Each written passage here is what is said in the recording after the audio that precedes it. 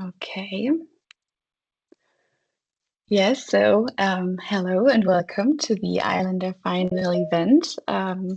Over the past 5 years, our consortium has worked together to support the decarbonization of our pilot island, which is Borkum, which is located in the North Sea in Germany.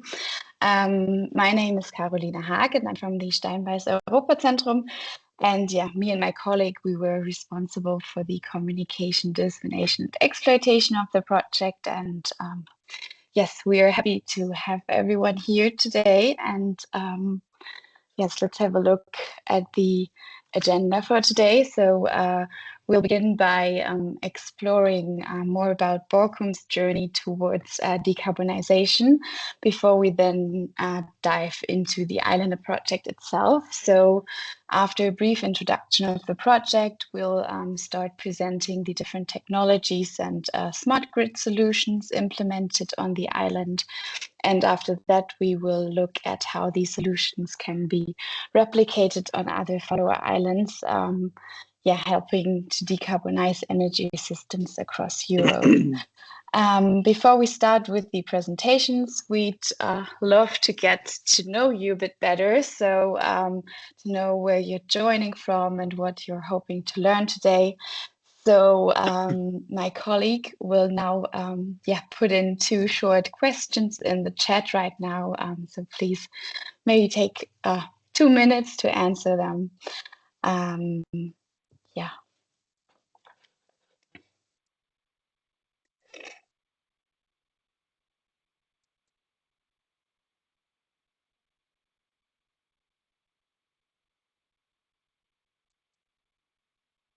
Okay, and maybe while we wait for that, we can already start. We wanted to kick this meeting off by showing our Islander project video for you to get an impression about the project and also a first impression of the installations look. So let's hope it works.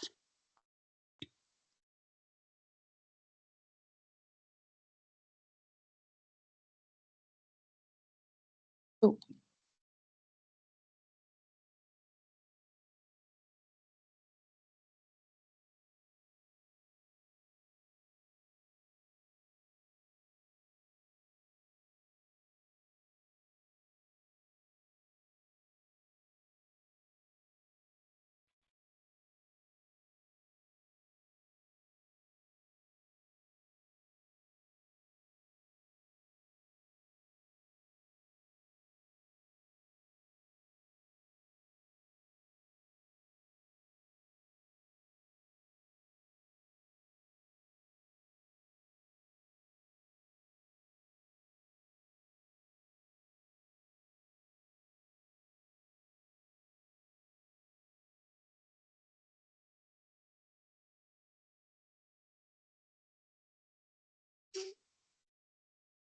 Oh, can you see the video right now?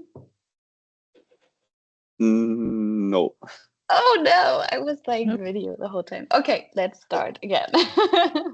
Okay, let's see. I probably have to share with sound. Okay. Oh. Okay, sorry.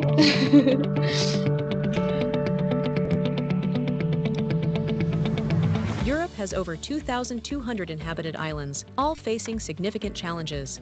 In addition to being severely threatened by the effects of climate change, such as rising sea levels, many of these islands are heavily dependent on expensive fossil fuel imports for their energy supply. The EU-funded Project Islanders is now facing these challenges by implementing a strategy on the German North Sea island of Borkum to deploy and demonstrate local energy storage technologies.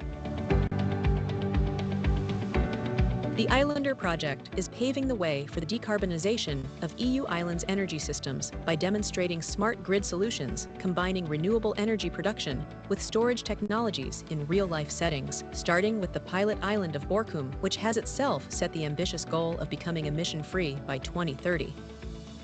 To help Borkum achieve its goal, Islander will develop an integrated and efficient smart IT platform. to manage energy assets, balance fluctuations between generation and demand, and control the various technologies installed across the island. The Smart IT platform acts as an aggregator and distributed energy resource management system. It consists of several modules, such as data acquisition and big data management, monitoring, control algorithms, market integration tools, and different forecasting modules, as well as an energy system design optimization tool and a demand response app. A hydrogen-based storage system is installed on Borkum to increase renewable energy use and self-consumption.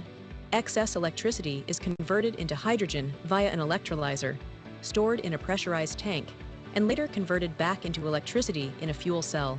A buffer lithium-ion battery provides short-term storage and power balancing. Furthermore, photovoltaic and lithium-ion battery household and building solutions will produce, store, and deliver electricity to 30 households and 3 larger buildings on the island, offering additional cumulative electricity storage capacity. We are happy to not only reduce our energy costs, but also to help our island Borkum to become more sustainable. With the seawater district heating system, an innovative concept for heat supply based on a seawater-powered heat pump and a heat storage tank is being installed in a newly built district of Borkum. Furthermore, the street lighting network and EV charging stations will be coupled to the Smart IT platform to be coordinated with the rest of the island's energy systems to reduce energy demand. These developments together will provide a powerful approach to make the most of the renewable generation, to interconnect the electrical and heat grids, and to enhance the stability of the island's power network in order to become emission-free. I would recommend this solution for every home and every building on the island, because we can use the solar energy for every kind of electrical device, and so you can save money and you help the island to become more renewable. Moreover, Islander will support the large-scale uptake of validated solutions on Borkum and further geographic islands with similar challenges as part of an ambitious plan to replicate the project results to the follower islands, Orkney Islands, Skopelos, Lefkada, and Kreis, to associated archipelagos, and to further EU islands.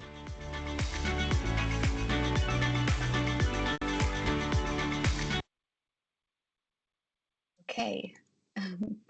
So as a next point on our agenda, we start with a keynote on the decarbonization of Borkum.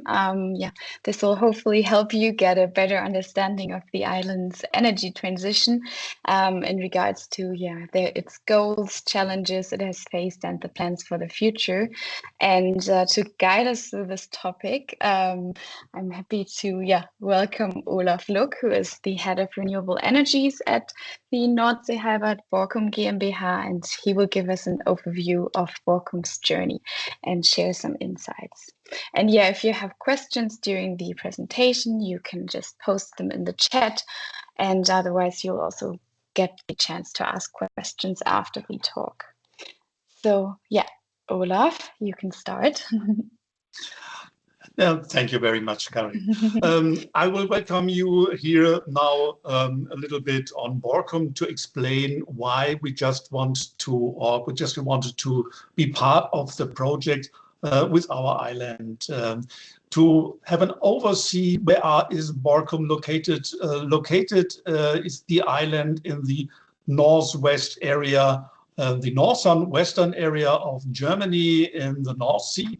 The island themselves have an area about 31 square kilometers and more or less 5,500 permanent residents.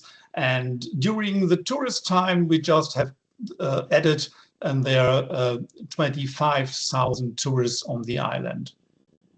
The climate on Borkum is characteristic by strong winds in the autumn and winter time, and also in the spring, a little bit of summer or temperature about 25 to 30 degrees in the summertime.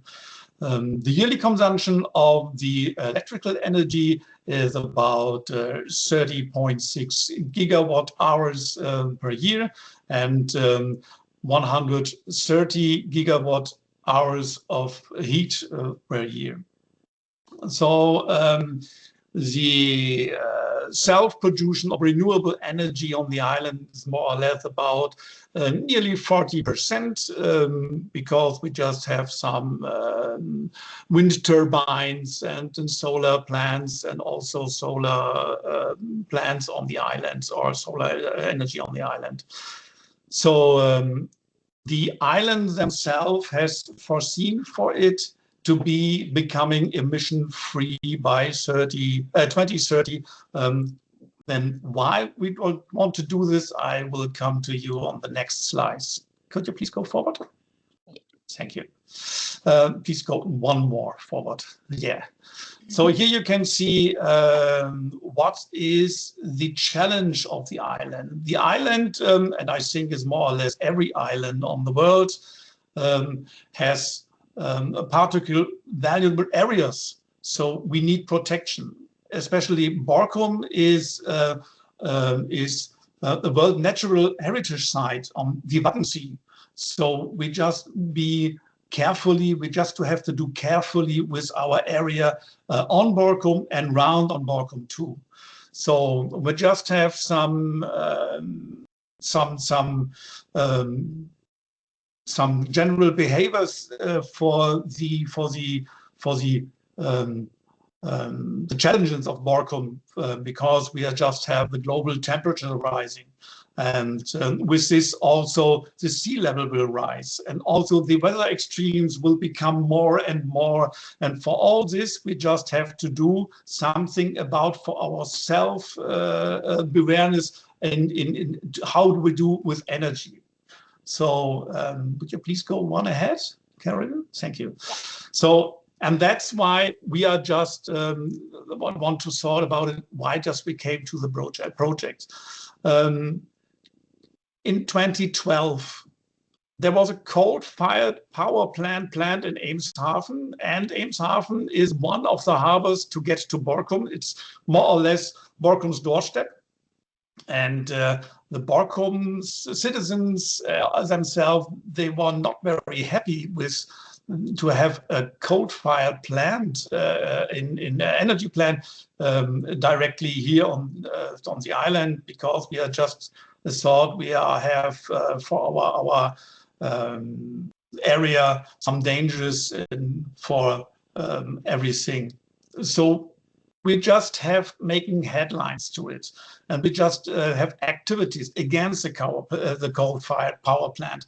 And for this, we just have planned for ourselves to be self-sufficient.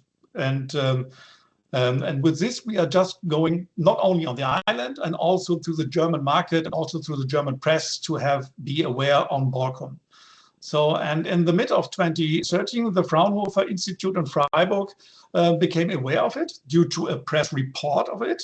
And they asked us in the August 2030 if we are willing to have a proposal for a national project called DC Fast Charge.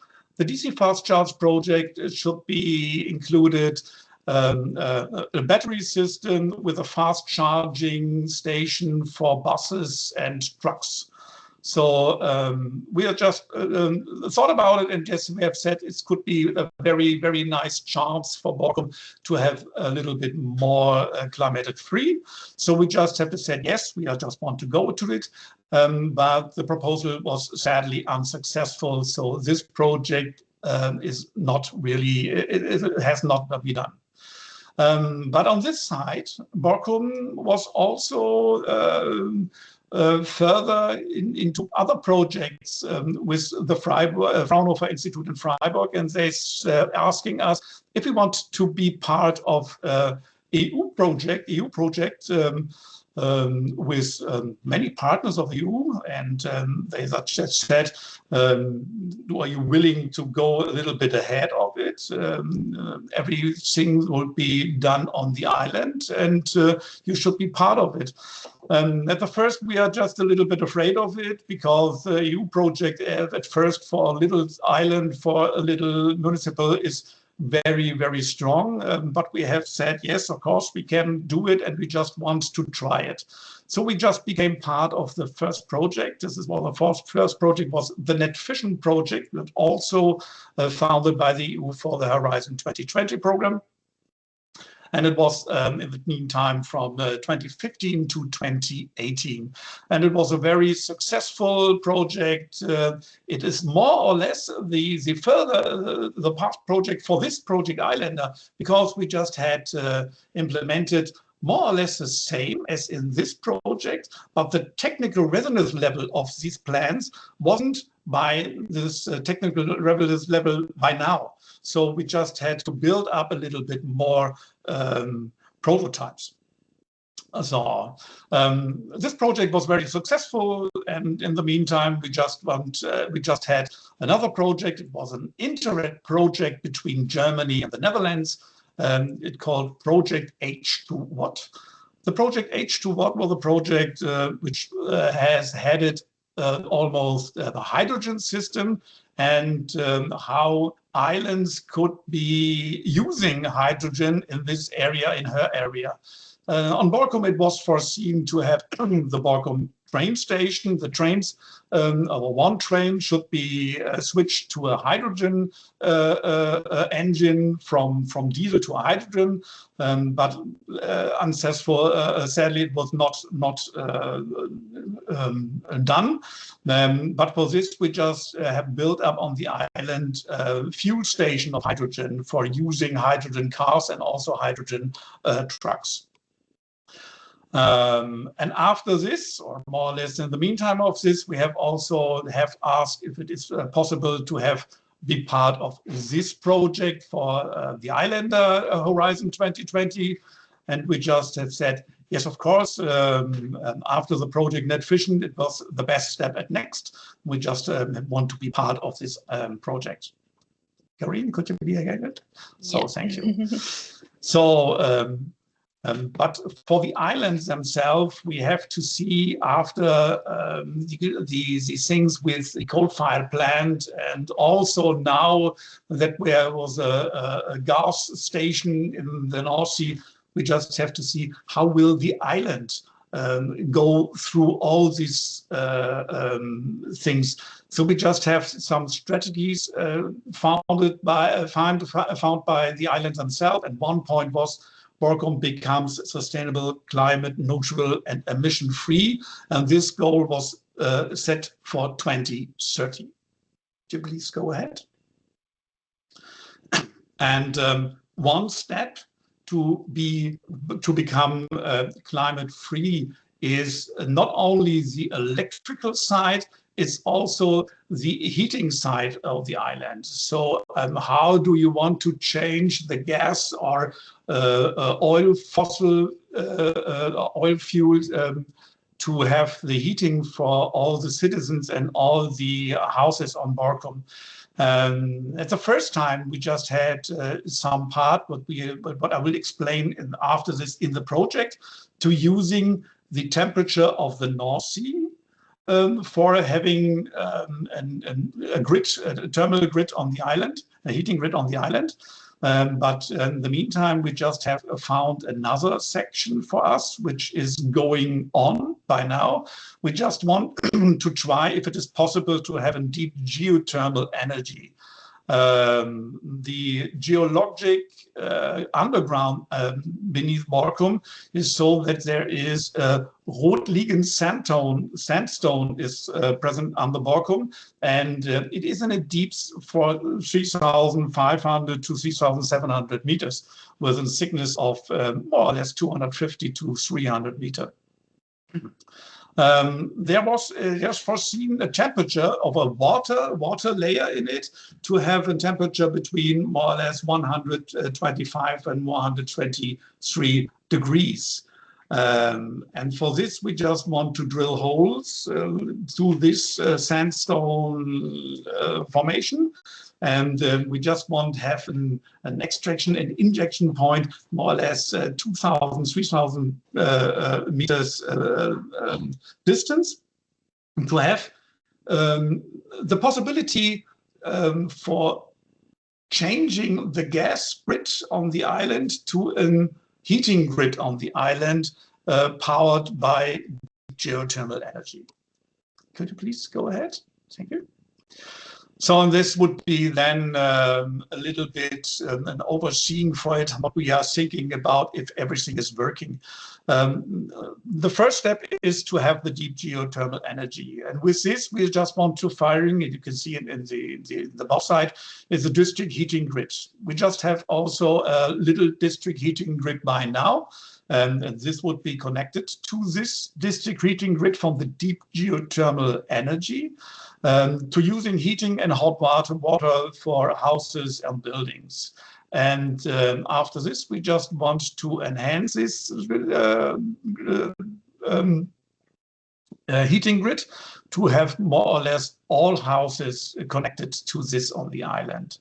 And if it is possible, we're just thinking about to have more deep geothermal energy than we are just using for the heating grid on the island. We just want to switch or change it from the deep for the thermal energy to electricity. So this could be with an organic ranking cycline system. It's an ORC system to using the thermal energy for electricity and feed it into the electrical grid. And also for using it on the island themselves. And if it is possible, we have just one more. We just want to use it to have electrolyzer to produce green hydrogen. This green hydrogen could be used by mobility, and that was the last goal for us. Maybe it would possible for the shipping area around Borkum. I think that's so far for my side. And we have another slides. No, that was all.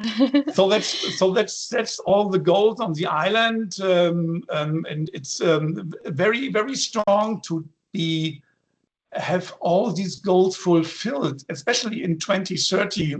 As you can see, we are now in 2025, and not all of this is be done by now. But the island has said, or more or less my person and the island said, we just want to go ahead with this timeline to do it as soon as possible if it is necessary. The deep geothermal energy, the drilling time should be done in 2027. So in the meantime, we just want to enhance the district heating grid for it. And so it could be possible that we are not completely emission-free in 2030, but we are hoping to do it very far, very near in the past of 2030. Thank you very much. Okay. Yeah, thank you, Olaf. Are there any questions regarding this?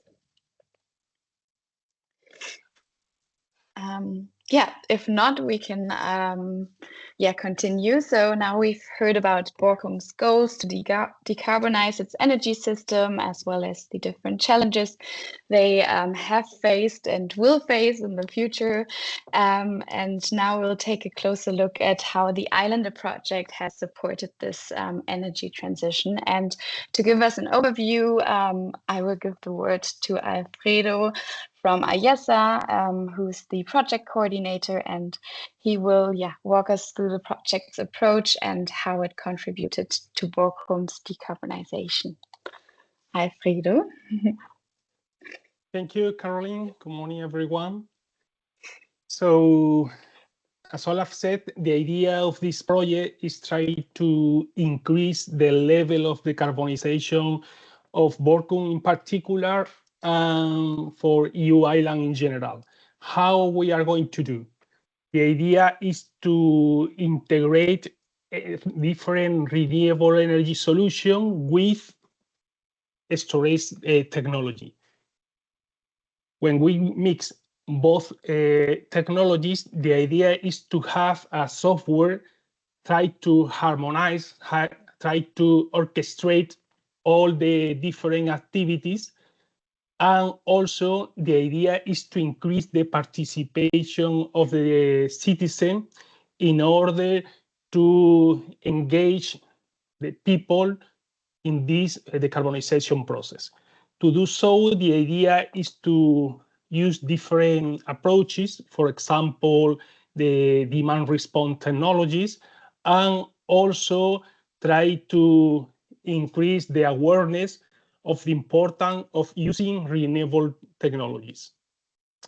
The first pilot of the project is Borkum in Germany, but the idea is to replicate all these results in different islands, in Orkney in Scotland, in Skopelos and Leskada in Greece, and in Greece in Croatia.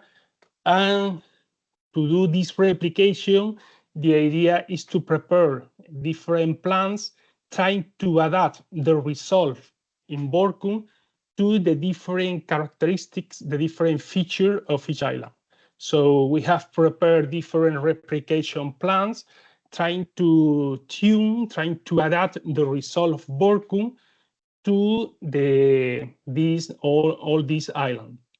So the idea is to demonstrate that mixing different renewable energy, different Stone Age technology, and applying the latest AI-based machine learning technologies in a software platform, we are able to increase the decarbonization of island in a cost-effective way. Mainly, this is the objective of the main goal of the project. Next, please. In terms of number of key facts, as commented previously, the idea is to demonstrate different smart grid solutions. The duration of the project is 5 years. We are finishing the project September 2025. In this project, 7 EU countries are participating with 11 organizations from different types, ranging from research centers, SMEs, large enterprise. The budget is more than 8 million euros, co-funded by European Commission through the H2020 program. As commented previously, in this project, we have 4 follower islands and also different archipelagos.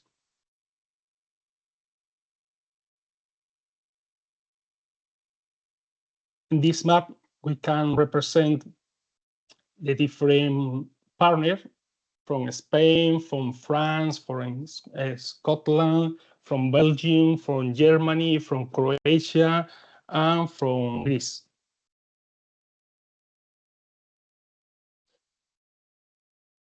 To increase the decarbonization of Borkum, the idea is to use different technologies for generation, PV panels, seawater district heating, vehicle to recharging station, and also storage technology, ultracapacitor, hydrogen systems, lithium batteries, and so on.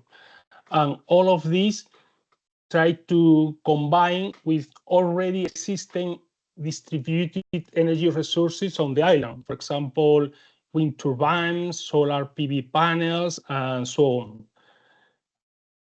Other important point is the demand response program, because as I said previously, the idea is to engage citizens in this decarbonization approach. So additionally, the idea is to orchestrate all these energy assets using a smart IT platform. The smart IT platform will be in charge of monitor all the distributed energy resources and command, sending different set points, the operation of this energy system. Next. If we try to summarize or wrap up the methodology used in the project, the first step is try to identify how many energy systems we need to achieve all decarbonization of the island. To do so, the idea is to have a solution, a software, considering the different price of the different technologies in order to try to choose the best combination of technologies in terms of generation and storage. So we have developed an algorithms, a software platform that we will present later, where the idea is to introduce different parameters in terms of cost of different technology, cost of investment, and cost of operation, and the software provide the best mixture of technologies in terms of cost-effective way. So once we have identified the technologies and how many of them we need to install to decarbonize the island, the idea is to interconnect all these elements to the smart IP platforms, the software in charge of orchestrate all the energy assets. Once we have connected all these elements, the idea is to operate all these distributed energy resources. So to do so, we receive forecasts for generation, for consumption, for weather, and so on. And considering these forecast data, we need to prepare the operation of these energy resources. To do so, we use different operation algorithms based on artificial intelligence and machine learning technologies.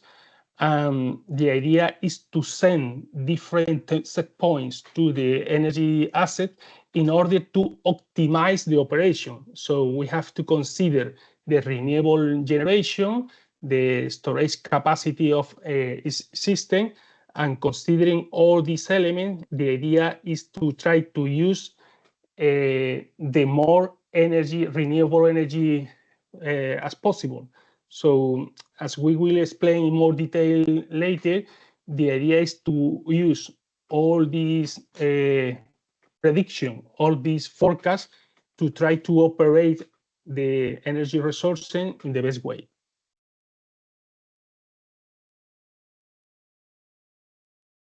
And to summarize the objective of the project, the idea is to increase the penetration of renewable energy using PV panels, using seawater district heating, using electric vehicle charging station, also to test different energy storage, hydrogen, ultracapacitor, lithium batteries, and so on. Enhance the integration of the distributed energy resources into a unique smart IP platform, then use forecasting services for predict generation, predict consumption, weather, and so on, in order to decide which is the best way to operate all these energy assets. And finally, other important point is try to engage a citizen in order to increase the participation of all the inhabitants of the island, creating energy community and taking into account social sciences and humanities.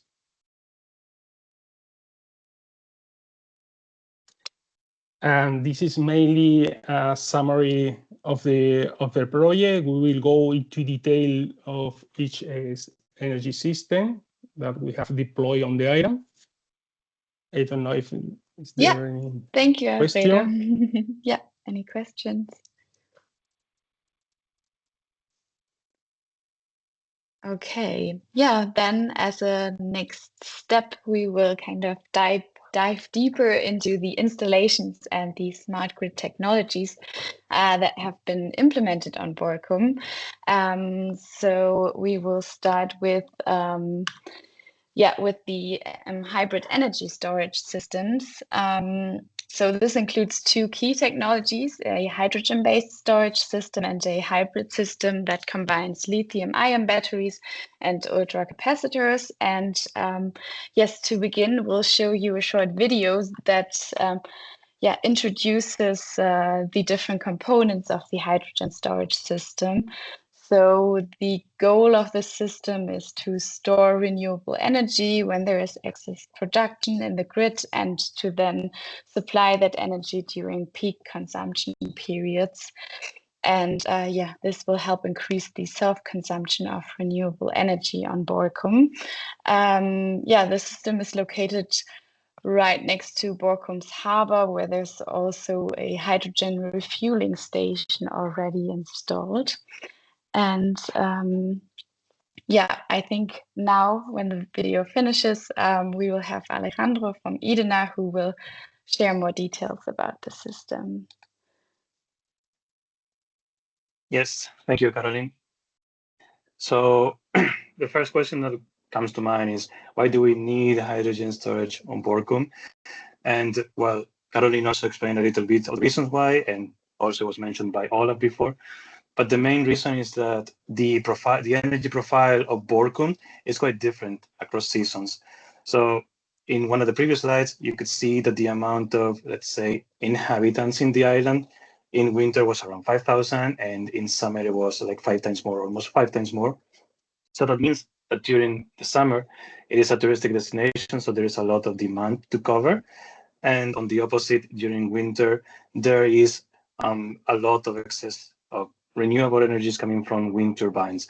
So the hydrogen system is there to, let's say, minimize the gap between these two seasons and hopefully store energy from winter and use it during summer. That is the main purpose of the hydrogen system. So you can see a diagram on the bottom right, and there are many components. You also saw it in the video, but the processes are relatively simple to understand, and basically there are two. It's first of all producing hydrogen, and for that, basically the system takes energy from the grid. It turns it into DC electricity, and then that electricity is used by the electrolyzers to perform a process which is called electrolysis. And what it does is it takes water and it breaks the molecules into hydrogen and oxygen. This hydrogen that is produced is then dried to achieve a higher purity, and then it is compressed and stored in bundles, or yeah, it's called bundles or bottles as well. And then the other side of the spectrum is the consumption of hydrogen, and then the hydrogen that was previously stored by the electrolysis process is taken, and via a reaction in the fuel cell, it is able to produce electricity. This electricity needs to be adapted to the voltage of the grid, and also it needs to be converted into AC again. So that's why we have in the diagram the DC converter to adapt the voltage, and the inverter to turn it back into AC, and then it is fed back into the grid. So if you can go ahead, Caroline. And you could see that there are many components, but basically the main ones and the specifications for those components are three. It's basically the electrolyzers, which they're responsible for turning electricity into hydrogen, and they can operate with a total power of 25 kilowatts. And then it is the fuel cell, which performs the opposite operation. It turns hydrogen into electricity, and the total power that it can produce is 30 kilowatts. And then it's the storage, the bundles that store the hydrogen, that in terms of mass, it's around 130 kilograms at high pressure, which is equivalent to 4,300 kilowatts hour. And how does this system contribute to the decarbonization of Borkum? Well, the system is designed to be able to perform 25 complete cycles in a year, which after considering all of the losses from the components, it means it's able to provide 45 megawatts hour, which is equivalent to around 9.3 tons of CO2 emissions that can be avoided. Not only that, but also like the main contribution is what I was talking before, is a strategic shift for energy towards the peak season in summer. And also this also allows to reduce the reliance on mainland Germany, and especially using green hydrogen, because the excess of wind energy is used to produce this hydrogen typically. Can you move forward? All right. And what are the different challenges and barriers that we have found when installing and deploying, procuring this system? Well, there are many, and it's important to be aware of them. But I would say the most important one is to highlight that the hydrogen is still an emerging technology. It is not as widespread as other technologies that we're going to see in the presentation, like, for example, batteries that are more widespread, or even, let's say, ultracapacitors. So this is a limitation when it comes to the procurement of the devices, because we are going to find less and less suppliers compared to other technologies. So this is a limiting factor. And then, as you can see, the system is quite complex. It involves electricity, it involves water, it has piping, it has hydrogen, it has high pressure, low pressure. So all of that means that integrating all of this and controlling this system is quite challenging. So we had to spend a lot of effort into understanding like how integrate this appropriately and how to be able to control it in a simple way, which is important. The next technological challenge, I think this only entails when you wanted to deploy this on an island, but you can see that there are two containers. Those are two big containers, 20-feet containers. So that means that if you want to deploy this on an island like Borkum, basically we had to start thinking about all of the logistics from the start. And we are also lucky to have Olaf and his team that were able to provide valuable contributions, and they were there to help during the deployment. But even like that, it was a quite challenging part of the deployment for the system. So it's something to bear in mind as well. And the last one, it's intrinsic to the nature of this system, well, all hydrogen systems in general, is that the electrical efficiency is quite low, especially when you compare it to other technologies available in the market, like batteries. So this is something that it's also important to take into consideration when deciding to go for this type of technology. In economic terms, I would say there's the need for a high investment for the system compared to other technologies, especially as well. This is also combined with the first technological barrier that since there is a limited availability of suppliers, and that means that there is less supply, so the price also increases. So hopefully in the future, as it becomes more and more standard, the prices also will go down. And the second point, which is also related to the availability and the complexity of the system, is that it needs specialized equipment and skilled workforce in case that it needs maintenance, in case anything fails. So everything is adding up in economic terms for this type of systems. And the limited availability and the fact that this is not yet a standard technology means that in terms of regulation, in terms of legal, it is quite difficult to know beforehand what we need to deploy it. So basically, we had to perform several iterations with the municipality, with the TIF, with several regulation entities. And at the beginning, they didn't have an answer because they never worked with this. So this is also something that needs to be taken into consideration, that it's quite probable that this takes time and you're going to need several iterations when installing these kind of systems. If it's in Germany, we have found that eventually the permits required depend on the size. And so, this hydrogen system is considered a small size one, and the nature of the system, which for this project is research.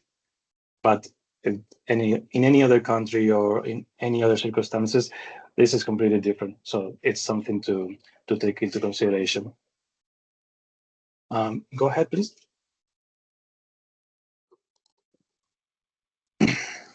And last but not least, I would like to talk a little bit about the interoperability platform that we at IDNR have developed. And the main reason why we have developed this platform is to manage this system, but not only this system, but also all of the different household systems that I'm going to talk about later. Those are 30 households. And then with this, it's a total of 31 households, 31 systems. So that means that we wanted to have a platform, something to centralize all of the information, to have all the telemetries available, to be able to see like what is going on, if there are some alarms, and basically to act proactively in case there's any anomaly detected. So this is the reason why we have also deployed this platform, and it has been done with interoperability in mind, as you can, well, I will also explain it later, but we are connected to the hydrogen system, we are connected to household systems, so it's built with interoperability in mind. It can connect to multiple distributed energy resources, and it is also able to connect with third-party platforms like the platform that Ayesa has developed with more logic behind, and I'm sure that Alfredo and Alejandro will talk a little bit more about it later. But yeah, basically it allows us to have near real-time telemetry reception. We can also process and validate the set points that we receive to operate these systems. And the most important one as well is to have a system to detect alarms and act proactively. You can see a screenshot on the right that basically shows the system operating in two modes. First of all, with the fuel cell, and then with the electrolyzer, and you can see how the power and also the amount of hydrogen fluctuates with these two types of operation. Okay. And yeah, that's all for hydrogen. Thank you, Alejandro. So so we will move on to the next technology, the next energy storage technology, which is the power-intensive energy storage system. And the system was developed by our project partners, Zigur and Segasa. And yes, we will now take a closer look at it. So if someone from Zigur can start. Yep. Okay. Good morning. This is Andres. So yeah, let's go through that. So we'll follow the same pattern or the same structure as Alejandro just followed for the hydrogen section. And if we ask ourselves why hybrid energy storage in Borkum, basically the reason is due to energy profiles, the same as Alejandro described for seasonal. It happens also on a smaller scale for daily changes. The energy profile change during the day. It's easy to understand, for instance, energy demand changes from day to night. So the battery-based energy storage systems basically balances these short-term energy profiles within the same day, and it does basically the same as hydrogen, but at a smaller scale. It stores or accumulates the available energy which is not demanded at a given time during the day, and it's released while the demand is higher. This reduces the grid energy supply level during the demand peaks, exactly in the same logic as it was discussed earlier, but again limited to short periods of time, short term, typically days, or within the same day. There's one typical additional feature of these systems which they contribute to the grid stability. So what grid stability means is basically deviations from voltage or frequency typical working points, and that's done via what we call the PF or QV response algorithms. But again, this is something which is built into the control of the inverters, which is part of the system which I'm presenting, and the main target again on these particular systems is to accumulate energy on low demand periods and release this energy on higher demand periods within the day. The system again is based on or is managed by the Ayesa Smart IT platform, which is in charge of optimizing the energy distribution. And the solution increases the energy efficiency, reduces the dependence on external sources, and again supports Borkum's transition to the plan which Olaf introduced at the beginning of the presentation. How it works is quite simple. It stores energy when it's available, so whenever and not demanded by the user. So it's as you know, the AC and electricity cannot be stored, so it needs to be converted into DC energy and then stored into batteries in the same way as the DC electricity was stored in hydrogen for the seasonal scale. And again, when the energy needs to be released to users because of higher demand, users take AC electricity, so energy stored in batteries needs to be converted from DC to AC and made it available to users by feeding it into the island network. So basically, the heart of the system is a converter which converts energy into from DC electricity to AC electricity, and it stores it in batteries. And in this case, we have two systems in place. One of them is also fitted with ultracapacitors. One of the two fitted with ultracapacitors, which basically react or support quick discharges or quick demands of electricity for a short period of time, allowing to or protecting the battery or allowing the battery to increase its durability. If we go to the next slide, please, Caroline. Mm-hmm. Okay, so how do we contribute to decarbonization? Because basically, this can be presented in several ways, but basically is how much extra energy we avoid to be generated. And we assume that if that extra energy would have been generated by traditional fossil sources, that would generate some quantity of CO2 released to the atmosphere. So the system, in this case, aims to achieve a power capacity of around 1 megawatt per hour. And again, this is primarily intended to support intraday energy regulation and also peak shaving. So basically, balancing demand and supply of energy. Again, during just one day. This system has been divided into two units. One unit is the capacity is around 600 kilowatts hour, and that's a battery-based unit. And there's another unit which capacity is 336 kilowatts hour, and that's also contain ultracapacitor in addition to the battery. The system target is to perform the equivalent to at least one full charge-discharge cycle per day, and that would account for 1 megawatt hour per day. Transforming that into annual figures, this would basically account for 300 tons of CO2, which would be avoided to be released every year in case of all this energy would have been generated by traditional fossil sources. And this conversion is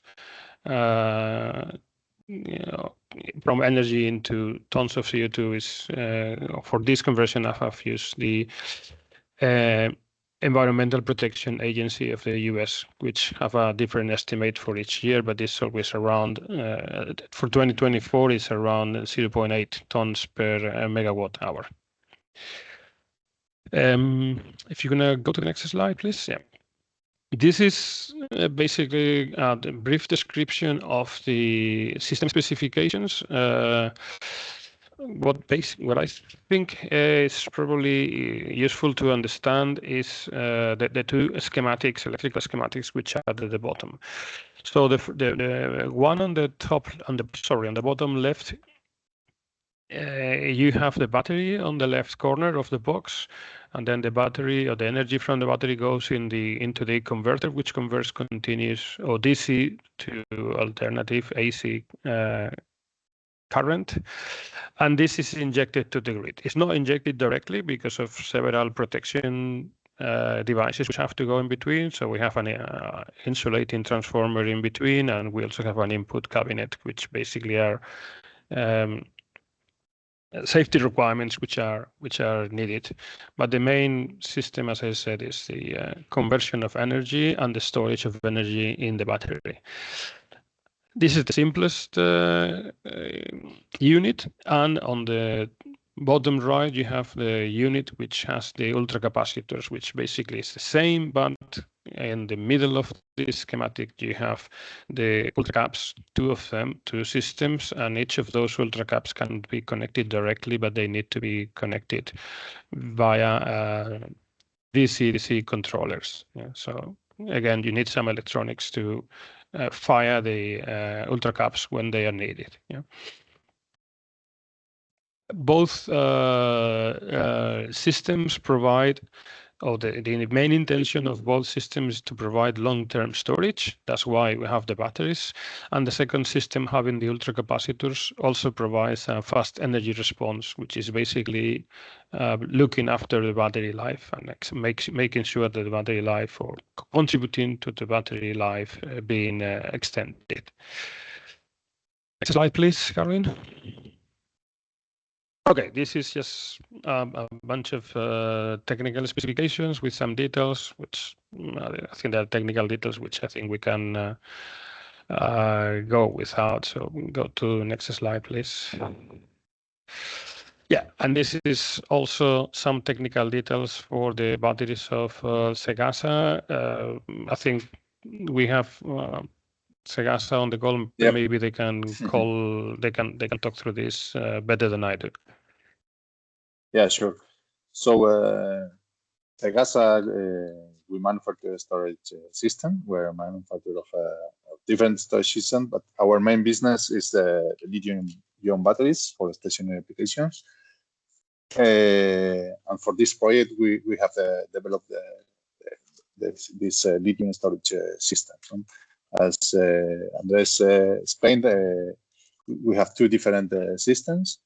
And here the particularity is that normally we are focused. We were focused in commercial and industrial applications, and normally 750 volts, 1,000 volts was our limit.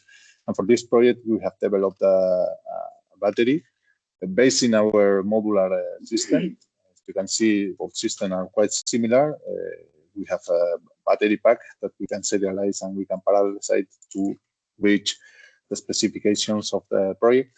And in this case, we have developed a battery that can reach the 1,500 volts. So with our reinforcements of isolations, and why do we need to get what is good for the increasing of the voltage? So it's just to improve the efficiency. So if we go for higher voltages, we can decrease for the same power the current of the system. So it has been a good point for us for developing these kind of systems that can go farther than the commercial sector. We can go for utilities and so on. So these are the both installations. One is 25 battery packs in series. This is the system that is not 1,500. It's less voltage, but yeah, this is quite high voltage. And the other one is 750 volts. Are 3 parallels of 15 batteries in series. So it's a similar system with this flexibility, you know, for series and parallels. Okay, thank you very much. Are there any questions in regards to the energy storage systems?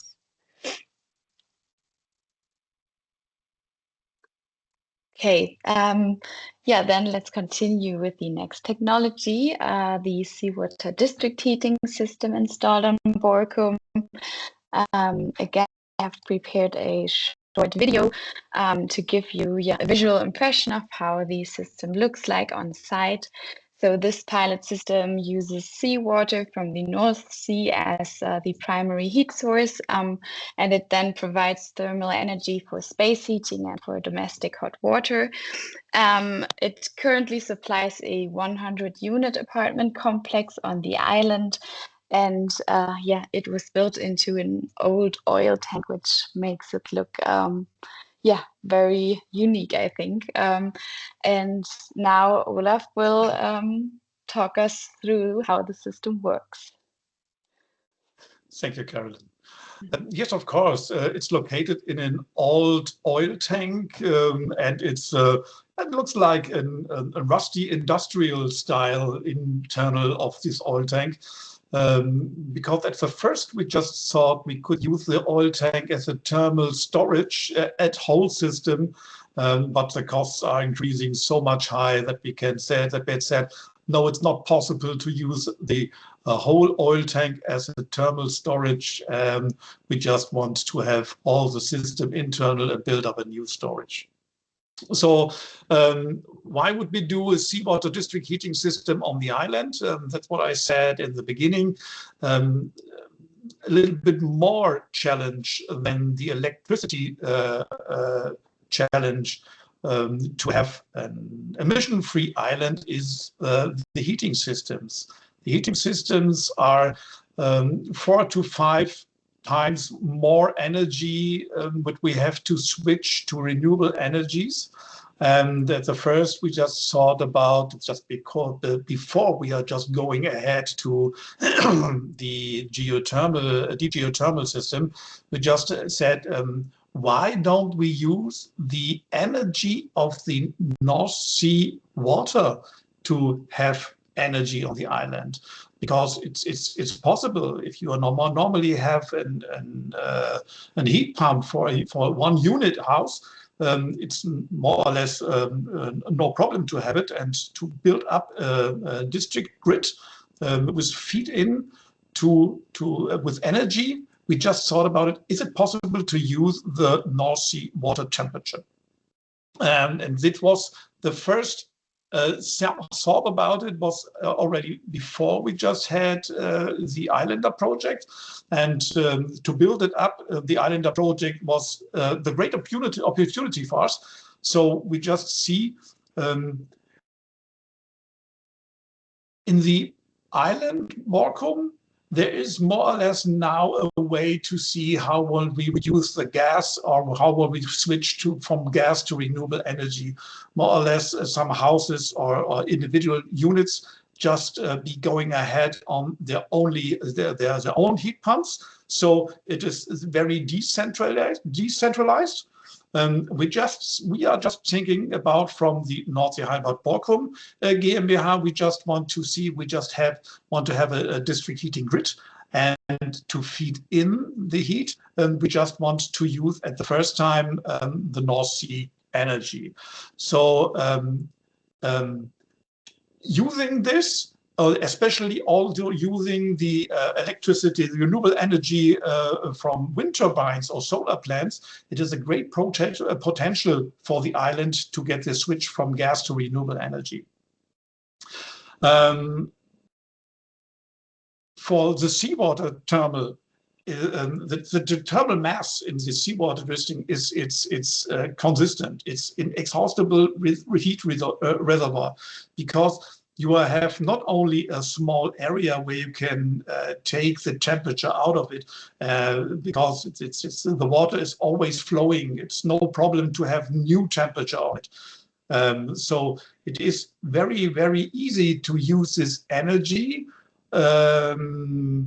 for bigger heat pumps to use it in the grid. And for this, we just have to feed into the radial complex with 100 flex. And this we just want to have two temperatures for the heating of the flats. We are using the 50 degrees, and for building up hot water, it is necessary to use 70 degrees. This should be done by two specially heat pumps. So Karen, would you go ahead, please? Thank you. The main technical specific is the North Sea temperature in the Borkum area is depends on the years between 0 and 25 degrees. 0 degrees are not very often, and also the 25 degrees are not very often. It's more or less a range between 5 and 20 degrees over the year. And to using this temperature, we just had built up 6 heat exchangers in the harbor basin. That is nearly there's oil tank, and each of it had 11 kilowatt heat output. This area of heat exchanger is connected to the oil tank, and in this oil tank we have 2 heat pumps with a power of 100 kilowatt and 150 kilowatt, which provides 2 temperatures to a heat storage tank with a capacity from 10,000 liters. Sorry. And then we will have an output to the flats with temperatures of 70 degrees and for hot water for 50 degrees. Thank you. Can you please go ahead, Carrie? Sorry. The biggest challenge and barriers for this is, at first, there is no known plant like this in Germany to using North Sea water. It's also not known that in the EU or somewhere else on the world is using the salty water with all the environments in it is using for this temperatures, for this district heating or something like this. It's more or less sometimes using in rivers that's already done, but not especially in North Sea or something salty waters. There should be more or less the same system in Canada, but we don't get any information about it. So that's for us, it's a prototype, and the technology barrier is the heat exchanger using in the harbor basin. So it's not quite easy to use, to have the challenge for the rising tidal water level or when it's going down, to have every time to have enough water at the first, and you have movements with all the system for this. With every wave and every tidal changing, you have moving all the system, and that's a technical barrier for us. And also, of course, it's fouling by algae and barnacles in the sea. So we just have to find out how often do we have to get out the system to clean it. Is there more or less the barnacles on the heat exchanger and disturbing the system? So that's the technology problem for it. For the ecology change, it's you have higher investment costs for this, because you have to do, as I said for her before, you have to do the heat exchanger in a harbor basin. So you just have to build up. How will you fix them? How will you connect them to the shore? It's not quite easy, but combined with renewable electricity energy, it compares many fossil fuels to using to heating flats or something like that. The legal barrier is we just have an environmental impact assessment with approval by the regulatory authority, especially in Germany. It's not allowed to using special brine in the seawater. You just have to be aware it's no hazard for the environment of the North Sea. So you have to do some safety things. Also, it is not possible to get more or some kinds of sometimes of the brine get into the harbor, so or into the North Sea water. That's what is the challenge for the hazard environment. So that's, I think, is like for the district water heating system. If you have any questions, I would be glad to get them. Thank you, Olaf.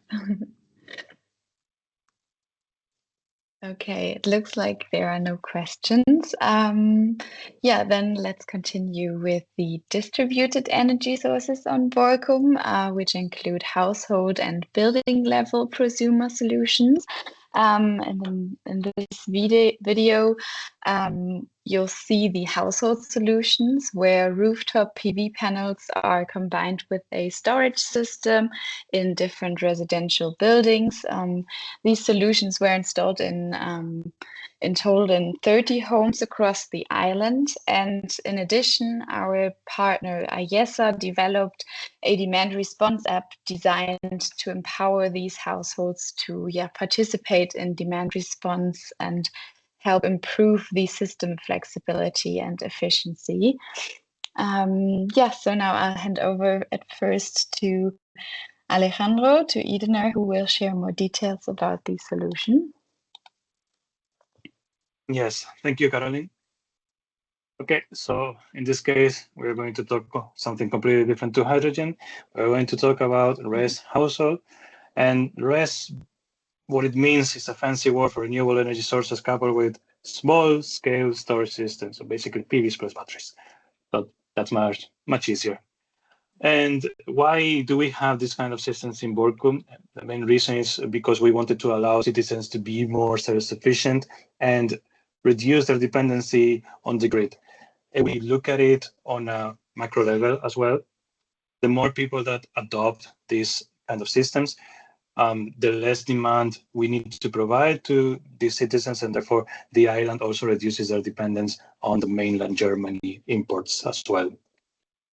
The main benefits for the end users is basically that the energy costs are significantly reduced for them, and also they become active prosumers in the energy transition that Borkum is currently undergoing, and this is a strong incentive for most of them, to be honest.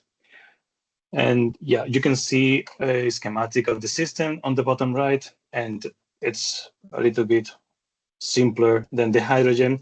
So there are only two possibilities, let's say. The first of them is the demand, when demand is the consumption of the house. So what happens when the demand is greater than the energy generated by the PV? So first of all, the PV is used to match the energy of the household. And if that is enough, that's perfect. If that is not enough, then the next step is taking energy from the battery to keep on covering that demand that the household have. If the combination of both is not enough for whatever reason, maybe the battery doesn't have enough capacity at the moment, maybe it's at night, or whatever the circumstances, in that circumstance, the remaining energy is taken directly from the grid because there are no other sources available.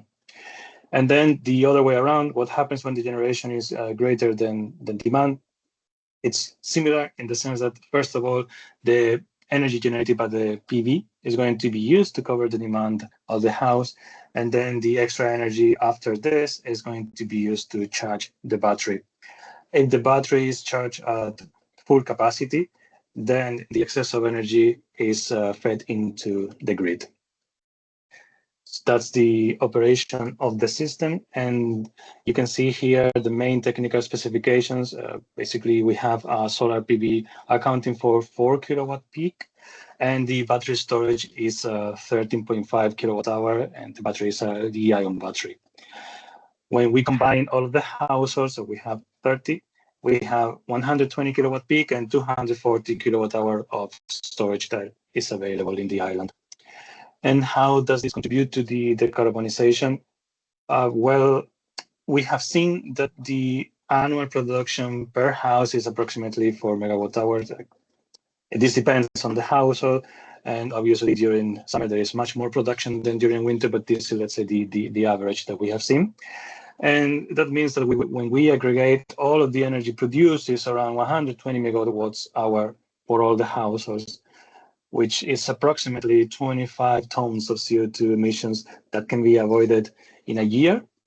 We have also seen that the autarky rate, so the autarky is basically how much percentage of your household consumption you can cover with the PV and your battery. So we have seen that it's in the range between 50 to 80% in 2024. These are, let's say, the two extremes. We have seen households that have 80% and 50% in the low end, but generally speaking, it's usually between 60 to 70%. That's the normal. And on top of that, we also find that out of all the energy produced by the PV, 40 to 50% of that production has been fed into the grid, and this is mostly during summer. So what are the main challenges and barriers that we have found for these systems? Well, thankfully, this, let's say, combination is more standard, is more widespread across Europe, so it's not as limiting in terms of suppliers as we had with the hydrogen, but there are some specific circumstances that you need to be worried about. And by that, what I mean is that there are many inverters, there are many batteries, and not all of them can be combined. So basically, usually the inverter manufacturer and the battery manufacturer need to be certified. They need to, let's say, be able to provide a certification that they can work together. So this is something that you need to look out for. And this also means that when you want to install a specific combination, you need to be careful because installation companies are usually more comfortable working with 2, 3, maybe 4 specific combinations that they know. And if you ask something out of the ordinary for them, it's going to be extra labor, and it can entail also higher costs. It's going to be also more complicated for them. So you need to find like specific installation company that can also work with the combination that you have selected in the first hand. And the third barrier that we have found, and this only is applicable if you want to externally control the batteries, but in the Islander project, we want to do that, especially to be able to participate in markets and in demand response as well, as Alfred is going to talk later. But not all of them we found that can be externally controlled. But this is also something that needs to be considered if you want this kind of functionality. In terms of economic challenges for a single user, like having this whole system, the hardware and the installation, it entails a high upfront investment. And the return of investment is, I think, around 10 years, more or less. So it's something to consider as well. And in terms of regulation, there are not many issues here. The main problems or challenges that we found is that in Germany currently there are no dynamic tariffs. So the functionality of these energy management systems is quite limited in the sense that, for example, we cannot make use of the batteries to use the energy stored when the prices of electricity are higher. So that is not available. Like all the prices in Germany throughout the day are the same, so there is not really an incentive to store for certain hours and then spend at other hours. So this is one limitation. And the second limitation that limits the economic return of investment is that all the energy that is fed into the grid, you are paid quite low compared to the price of electricity when you consumed it from the grid. So for every kilowatt hour that you feed into the grid, you receive 8 cents. And for each kilowatt hour that you consume from the grid, you had to pay, well, this is average, but 30 cents more or less. So the difference is significant. And maybe if the feeding price is increased, the return of investment is shorter. As we saw in the previous slide, that there is a large percentage of the PV production that is fed into the grid.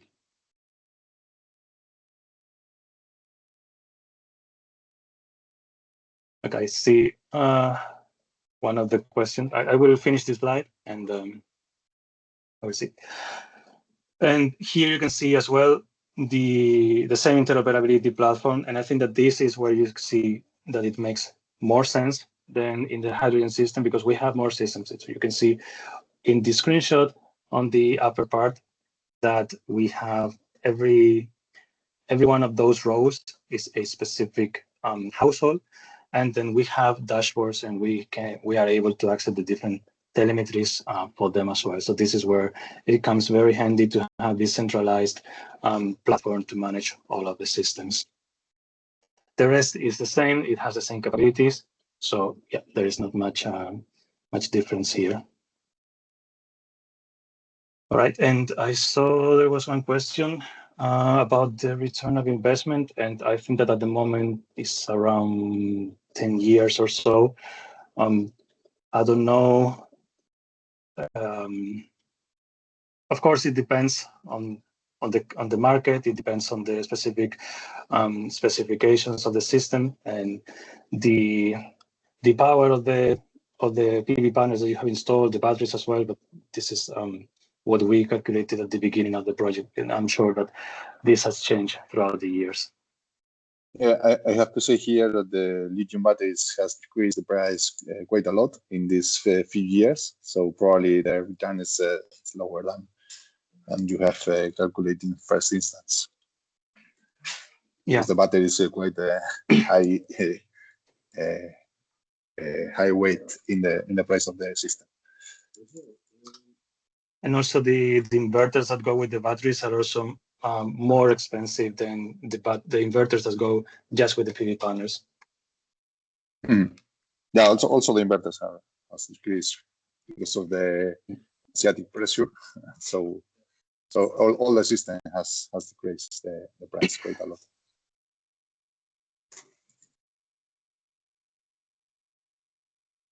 You're welcome. And here we have the solution for the battery, and I'm going to let my colleague Urchi to explain a little bit more. So go ahead, Urchi. Yeah. So our storage solution using homes in this project, it was not really a residential battery, let's say. So with the results that we have, with the experience that we have obtained in this project, and also in many other locations that we have this kind of battery, has enabled us to produce a specific range of batteries. So now, for example, we have from this agriculture that we use in this project, we have in our catalog a new range of batteries specific for residential applications. This agricultural home with different rates of power and energy. And not also these are batteries for 48 volts. We also have the same strategy for other families like HV batteries, like the one that you can see in the right, like scale home battery. So we have also with experience that we acquired in this project and in some other projects, we have also we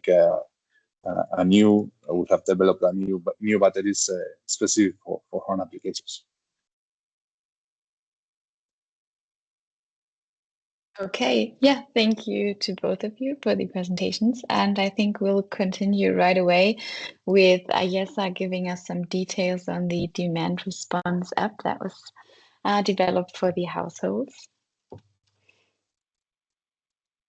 Thank you, Caroline. I will give the floor to Alejandro Chito. Alejandro Chito is the leader of the technical teams in charge of developing all the software solution Islander project. So, Alejandro, yes, you can start explaining the demand response APP.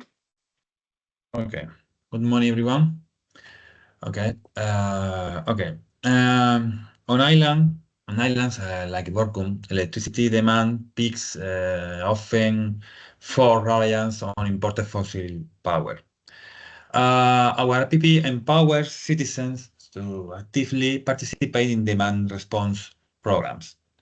They get real-time signals and can reduce or shift the energy use and optimize the appliances heating or EV charging. Users also receive alerts, dashboards, or financial incentives helping create a more flexible and sustainable energy system.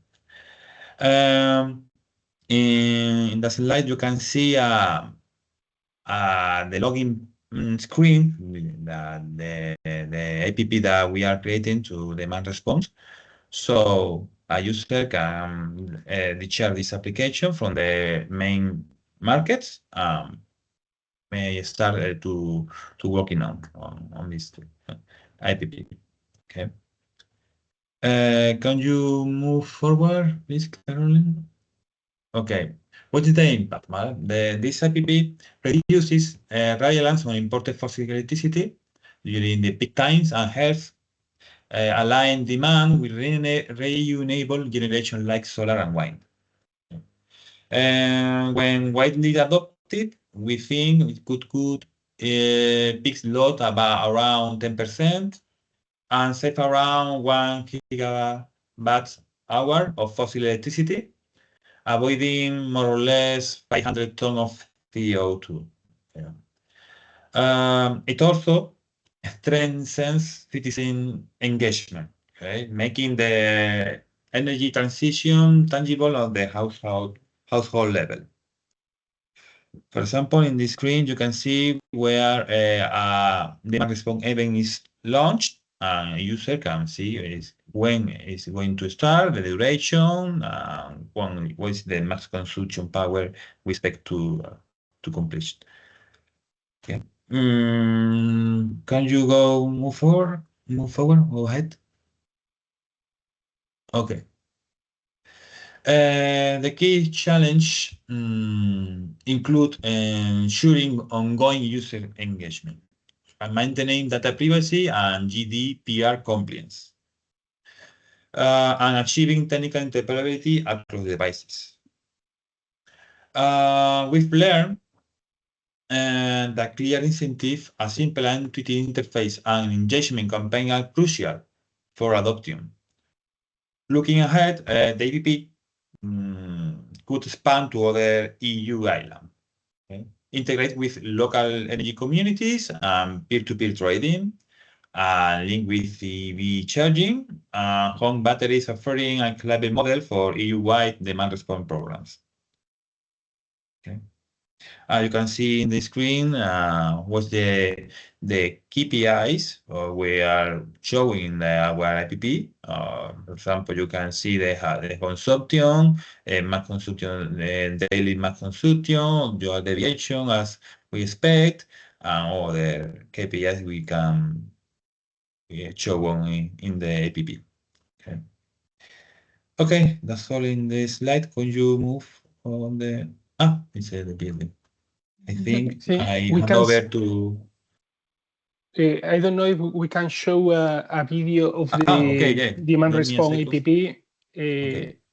Caroline, can we take the control to show the video? Yeah, I'm going to show you a video. Give me a second. For the APP. Here. Second. I'm going to share my screen. Please, could you check if you can see my screen? Yes, we can see it. Okay, I'm going to start the video. It's very, very short, okay? It's very, very.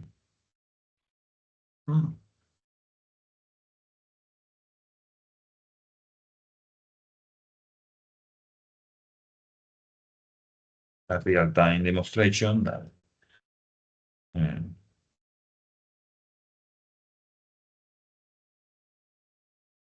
okay. As you can see on the video, the idea is to use the same APP to manage the charging and discharging process, the electrical vehicle, and the demand response program. So using different buttons, you can access to the different functionalities. Also, the APP includes a new functionality apart from the Islander project.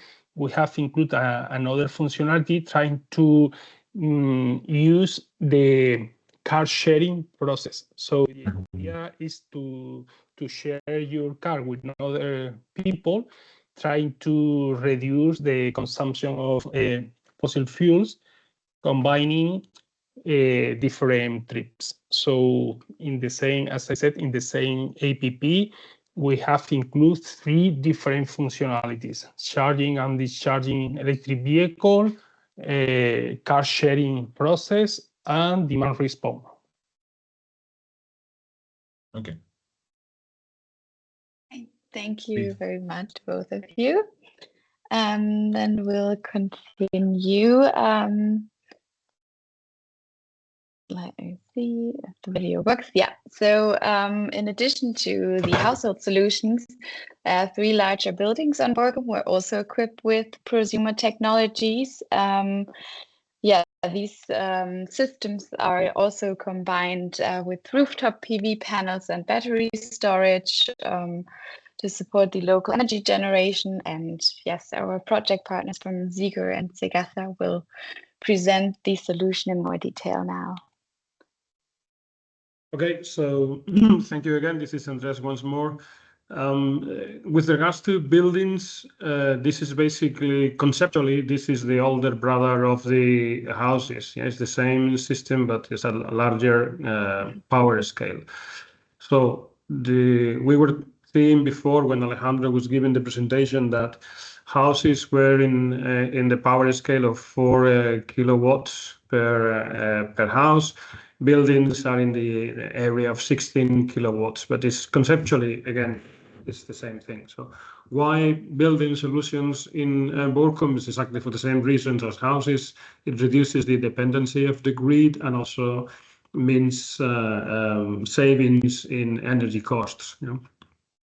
The way the system operates is exactly the same. When demand is great, when the demand is greater than the generation, or when a consumer wants to use energy, it pulls energy from the PV panels. If that energy is not enough, it pulls energy from the battery, and if that is still not enough, it pulls battery from the grid. And when the demand is lower and the generation is greater, the PV energy is used to charge the batteries, and if still surplus energy, that is fed into the grid. It's exactly the same system. Quite logical. Anyway, so if you go to the next slide, yeah. As I was saying, technical specifications is just the older brother, so it's 16 kilowatts peak per building. The battery storage capacity is in line with the solar panel capacity, so around 50 kilowatt hour. And the total capacity for the PV panels per times the 3 buildings, it's 16 times 3, so 48 kilowatts. Again, doing the same type of calculations as before, annual production per building is around 16 megawatts hour. That means 48 megawatts hour for all the 3 buildings, and that equates approximately to 13 tons of CO2 emissions avoided in a year using the same Environmental Protection Agency calculations, which I mentioned earlier. I think this one more slide. This slide is a little bit more descriptive of what the system is. We have a schematic at the bottom. In a square, in the middle square is the inverter, which again is the heart of the system. On the right, you have 2 boxes representing the PV panels and 1 small box representing the battery. So the input of the PV panels and the battery go into the inverter, we call it, which converts energy from DC to AC, and then that is fed into or is made available for the users. And finally, if the users are not using that much energy, could eventually be fed into the grid. Yeah. The main characteristics of the inverter is this multi-stage converter topology. This allows uses of different multiple sources of energy. In this case, we're using, as mentioned in this schematic, 2 solar strings plus 2 batteries, lithium-ion batteries. but potentially could also be used for small hydrogen stacks and other battery technologies. The technology which have used for the transistors in this case is quite an advanced technology, silicon carbide, which reduces losses, it increases the switching speed, and in the end, all that boils down to reducing the size of the passive filter elements. In this case, this is a prototype, so it's not optimized for, or the equipment that we have put together is a prototype, so it's not optimized, it's not for commercialization. But in the end, if or once this is optimized for commercial usage, it could mean reduced size compared to the non-silicon carbide technology inverters. We have here general characteristics. Input voltage is between 206 and 600 DC volts. Output voltage is, in this case, the standard network voltage, so it's 400 AC volts, 15 hertz. Power is of the inverter is 20 kVA. It's in line with the 16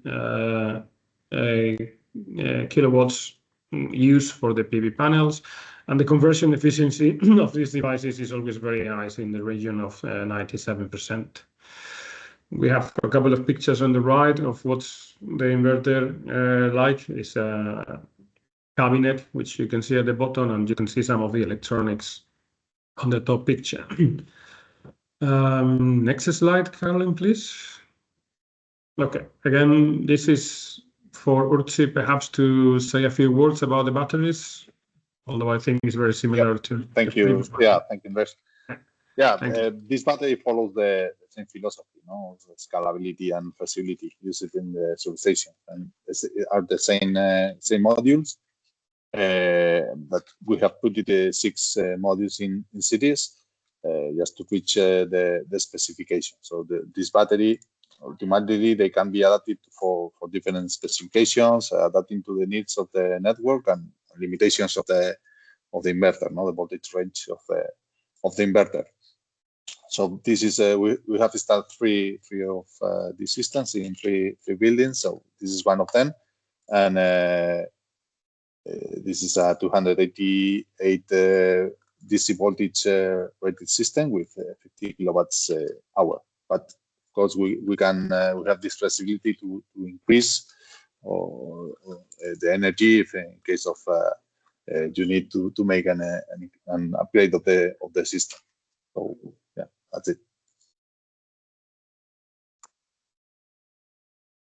Okay, thank you, Urtsi. And the last slide is about challenges and barriers. This is basically exactly the same as the ones that Alejandro mentioned earlier for housings. Maybe we just have to take into account the small detail that everything is larger in scale. So in terms of batteries, as Urtsi mentioned, that batteries are modular and scalable, so maybe it's not a problem. In terms of inverters, you will probably find that they're not so the offer in the market is not so wide as it would be for the smaller typical housing inverters. Yeah, but apart from that, I think the challenges will be exactly the same. And I think that's all for this section. So thank you very much. Thank you. Okay. Yeah, are there any questions? If not, we will continue with the last topic before we take a short break. So yes, I will now present the vehicle-to-grid charging stations that were installed on Borkum.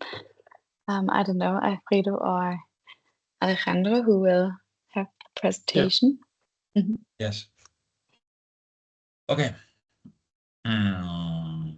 Borkum relies heavily imported fossil electricity during peaks. Okay, so flexibility is key for the renewable transition. That's why vehicle-to-grid charging station were started. Okay. they allow EVs to act as storage units and return the power to the grid when demand is high. Technically, the system uses bidirectional charging managed through the mobile app, our Yesa mobile app. Okay, users can monitor charging real time, set preference for cost on grid services, or track CO2 savings. Everything is fully integrated in the island smart grid and ensuring secure interoperable operation. Okay. This technology we install a new EV charging point. It's a 10 kilowatt DC faster charger that provides a simple and yet powerful solution. It's compatible with all the major fast charging standards, including CHAdeMO, CSS, so it can serve any vehicle.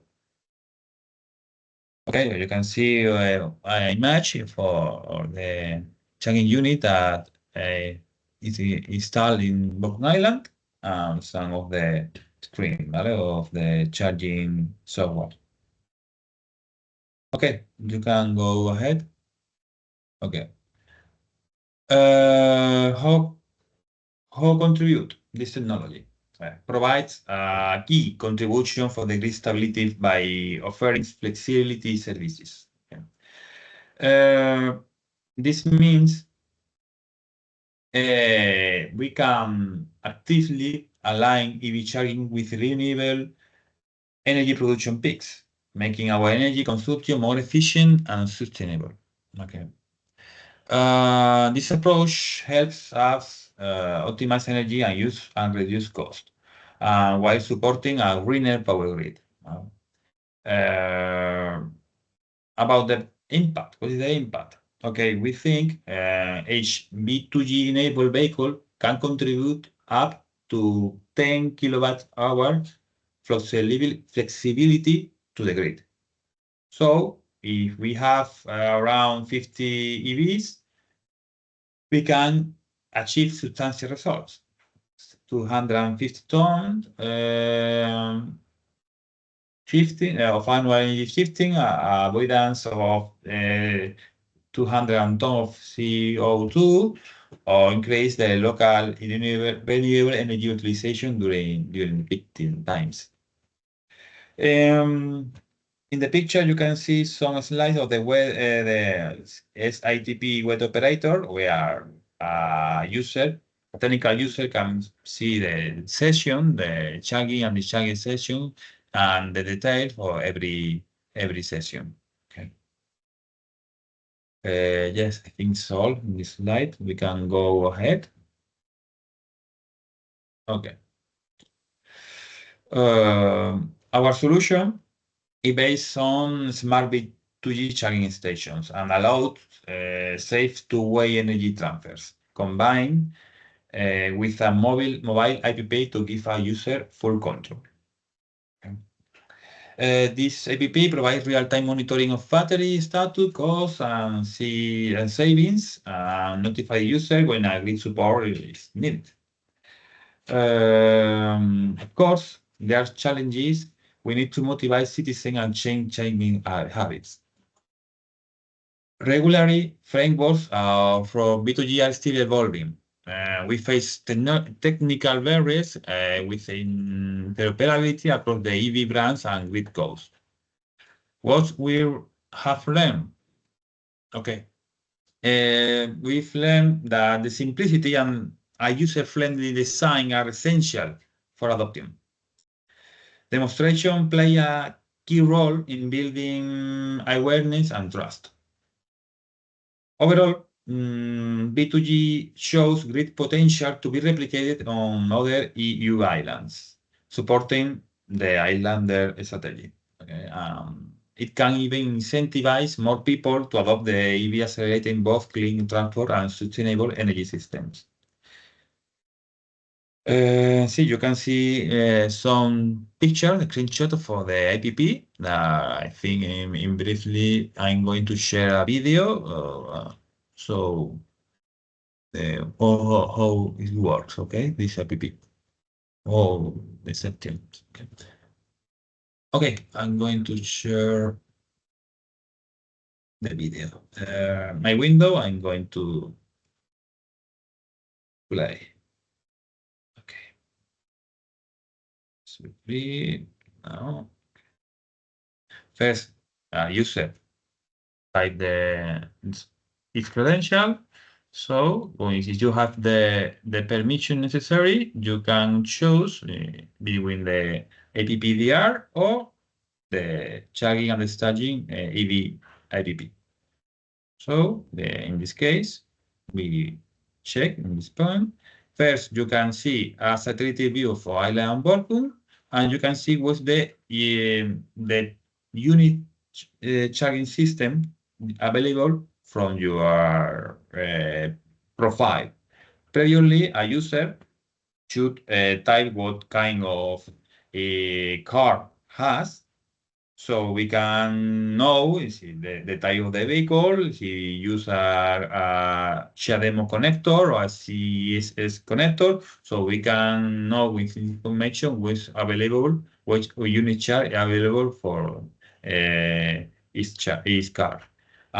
Also, we can show in real time if this unit charge is being used or is available to use because we have a problem or connectivity problem or any other kind of issue that isn't available to be charged. In this case, you can see two charging units available, but really only there is only one. We added another one or a bit to another one to only to do some test in AGESA. Okay, so a user we can zoom out. That's in the island of Borkum. So after that, we can see the personal information of the user. We can change the email. We can have the vehicle.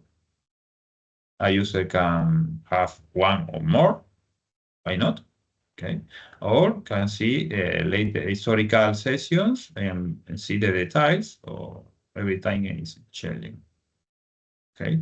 The tariff, we can see how much time and the money. Okay. For example, if a user want to charge, only have to do a click in the point. You can see this information. For example, the black one is a real one. It's a connection with the charging unit installed in the Borkum Island, but this is the virtual, so you can see it's not available to be charged. But the other one has two plugs and are available to be used.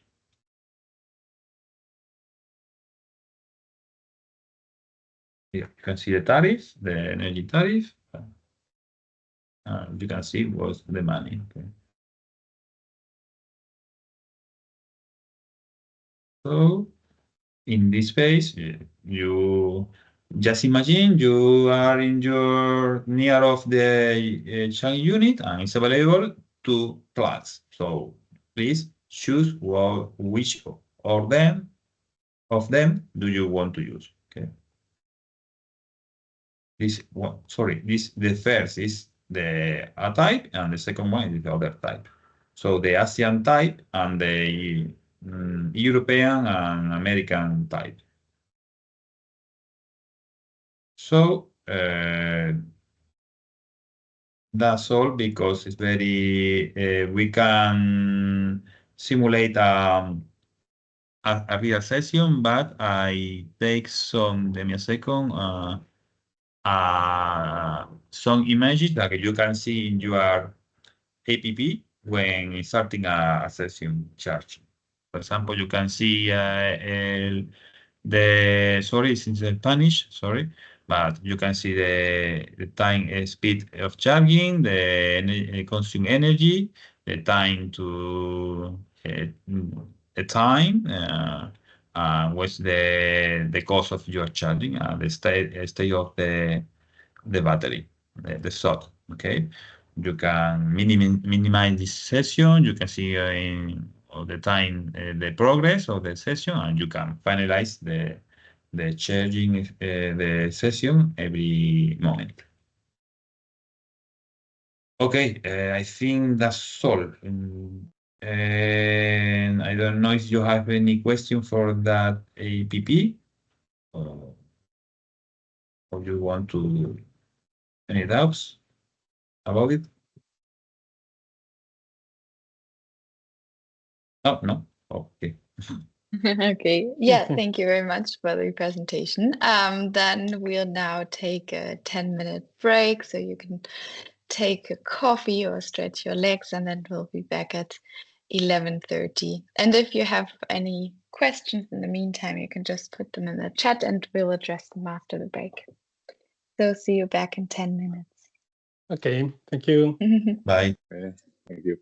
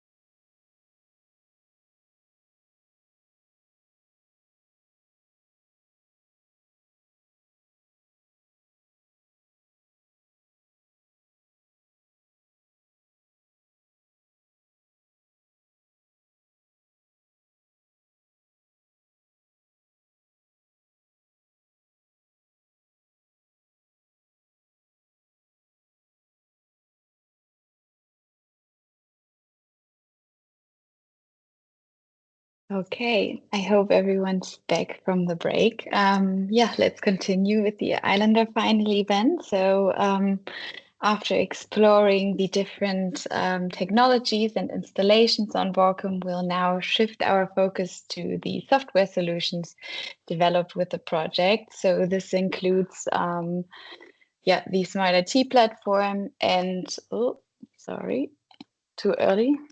And the advanced IT tool for energy system designs. I'll start with a short video that gives you a first impression on the Smart IT platform. Yeah. Okay. So yeah, this platform just plays a central role in the project and in coordinating and managing all of the energy technologies and assets you've just heard about. And yeah, in the end, it makes intelligent decisions. For example, whether the renewable energy generated should be self-consumed, stored, or also sold to the energy market. And our project coordinator, Ayesa, will now present the platform in more detail. But I think Elmi will start with the forecasting, right? Sorry. Yes. Yes, sure. Hello, everyone. So we'll start with the input data that the Smart IT platform uses. Within ELMI, we have worked with forecasting. So just to give you a first introduction, what is forecasting? You can see there's a curve, and on the left, that's the past data. It means it's the energy, or it can be the wind speed, it can be every data you want. And then the idea will be to decide, calculate what can be the next values over time.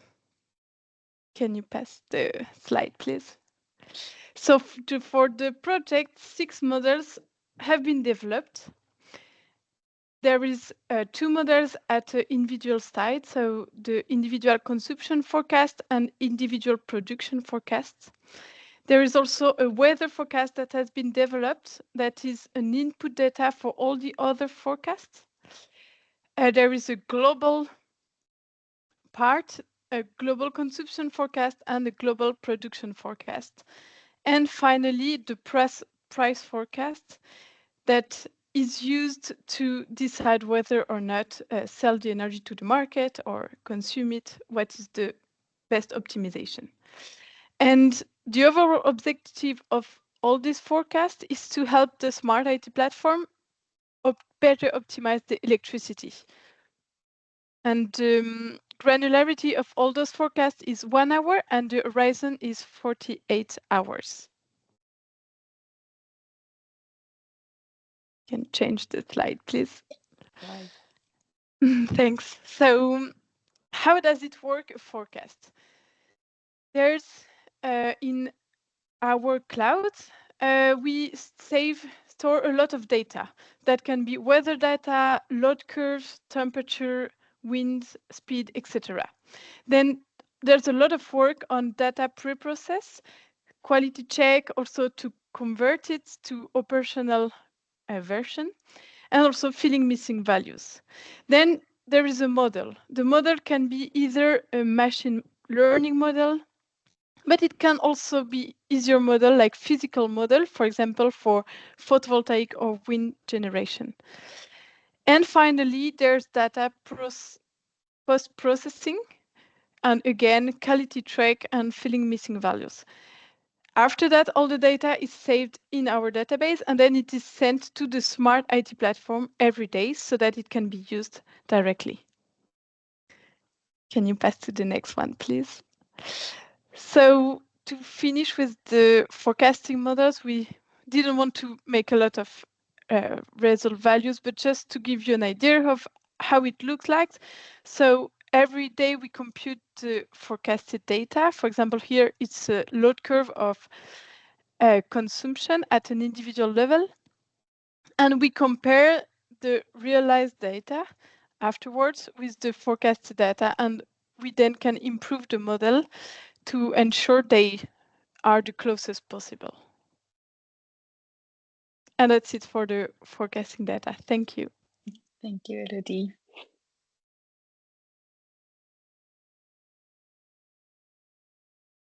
Yes, do you want to continue? Sí, yeah. Alejandro, please. Yes. Hello again. Okay. About the Smart IT platform. Okay. Okay. The Smart IT platform developed by IESA was developed to orchestrate and optimize all energy assets in Borkum under the Lander project. Okay. So its goal to provide a centralized, intelligent control layer that ensure efficiency, reliability, and interoperability of renewable system of storage units. Okay, so we have monitor all the use cases in Lander, so we can aggregate all this information and we can show in the SIT platform screen. We can show KPIs or any other information. We can apply some intelligent algorithm based on intelligence efficiency. So we can get all that information in that platform. The result is a scalable and predictive platform that helps energy system to become more efficient. Okay. It enables a real-time coordination, predictive management, and full integration of citizens energy stakeholders, supporting the US broader decarbonization goals by making island energy system flexible, resilient, and replicable. You can see some screenshot of the Smart IT platform. I explain more detailing in next steps. So it's a real screenshot. Okay, so we can go to the next slide. This about technical detail. Okay, the platform has an open and modular architecture based on microservices. It's a cloud agnostic, a fully interoperable. That means you can take our platform, you can go any cloud provider, for example, AWS or Azure or Google Cloud. We have no problem to take the platform, move into the different clouds available currently. Okay. It provides real-time monitoring and control all the assets. AI, microlearning, machine learning, forecasting for renewables and demand, weather and prices, and dashboard with KPIs on energy use, cost saving, and emission reductions. User can access it via mobile or web portal. Okay, with differentiated roles for operators and administrators. I support Smart EV scheduling, B2G, that I said before, and the response and ancillary services. And intelligent maintenance through alerts, alarms, and predictive analytics that I try to explain you later.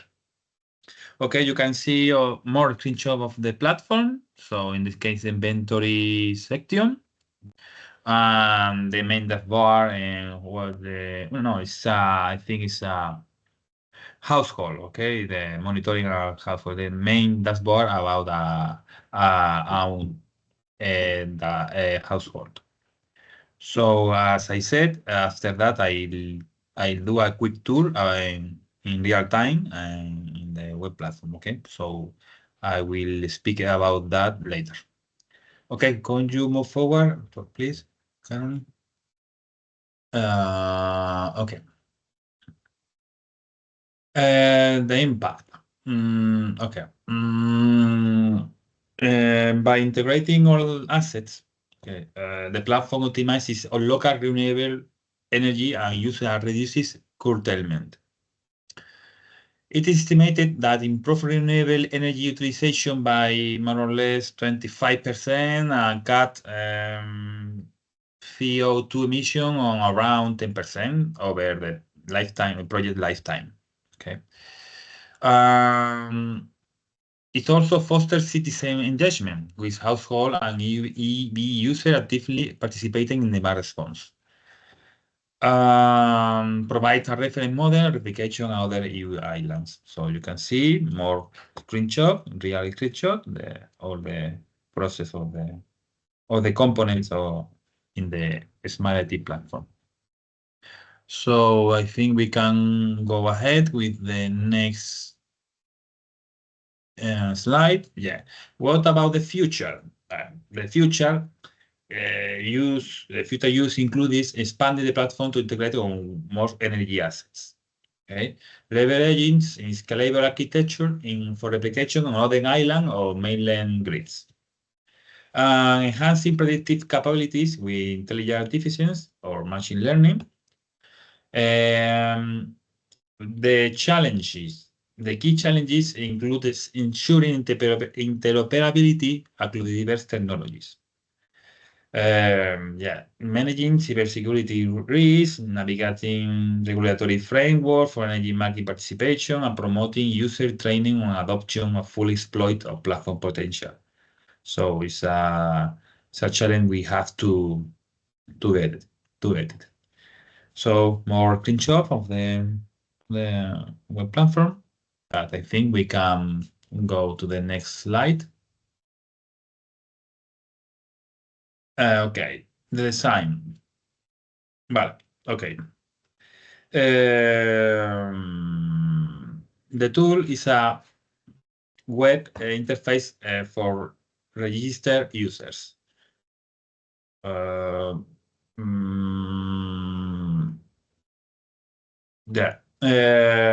Allowing modular input of PV, prosumer, battery, lodging, storage, interconnection.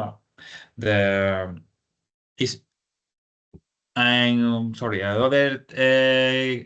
hand is optimization algorithm based on linear programming and MILP, minimize investment and operational costs while meeting our demands, considering space, demand, and technology constraint. So after that, we are going to do an example to use this algorithm feature.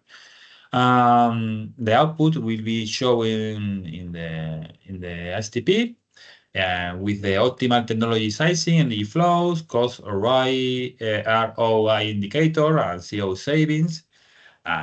We can compare the PV. What we're going to happen if only we available, for example, PV source, and we have no other kind of renewable energy. So we can do some tests. We should need to accomplish the goal. So after that, I'm going. Well, or now I think we can. I can switch my screen. I can show you the process, for example, the process. Okay, I think it's the moment. Let me a second.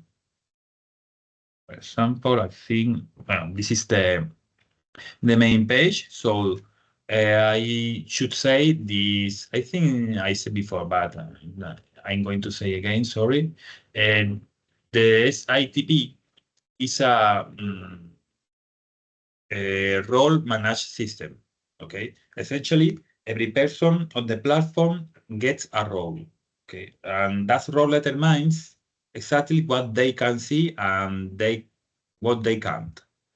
So for this demonstration, of course, I'm going to log in for a user that have enough permission to perform this demonstration. Okay.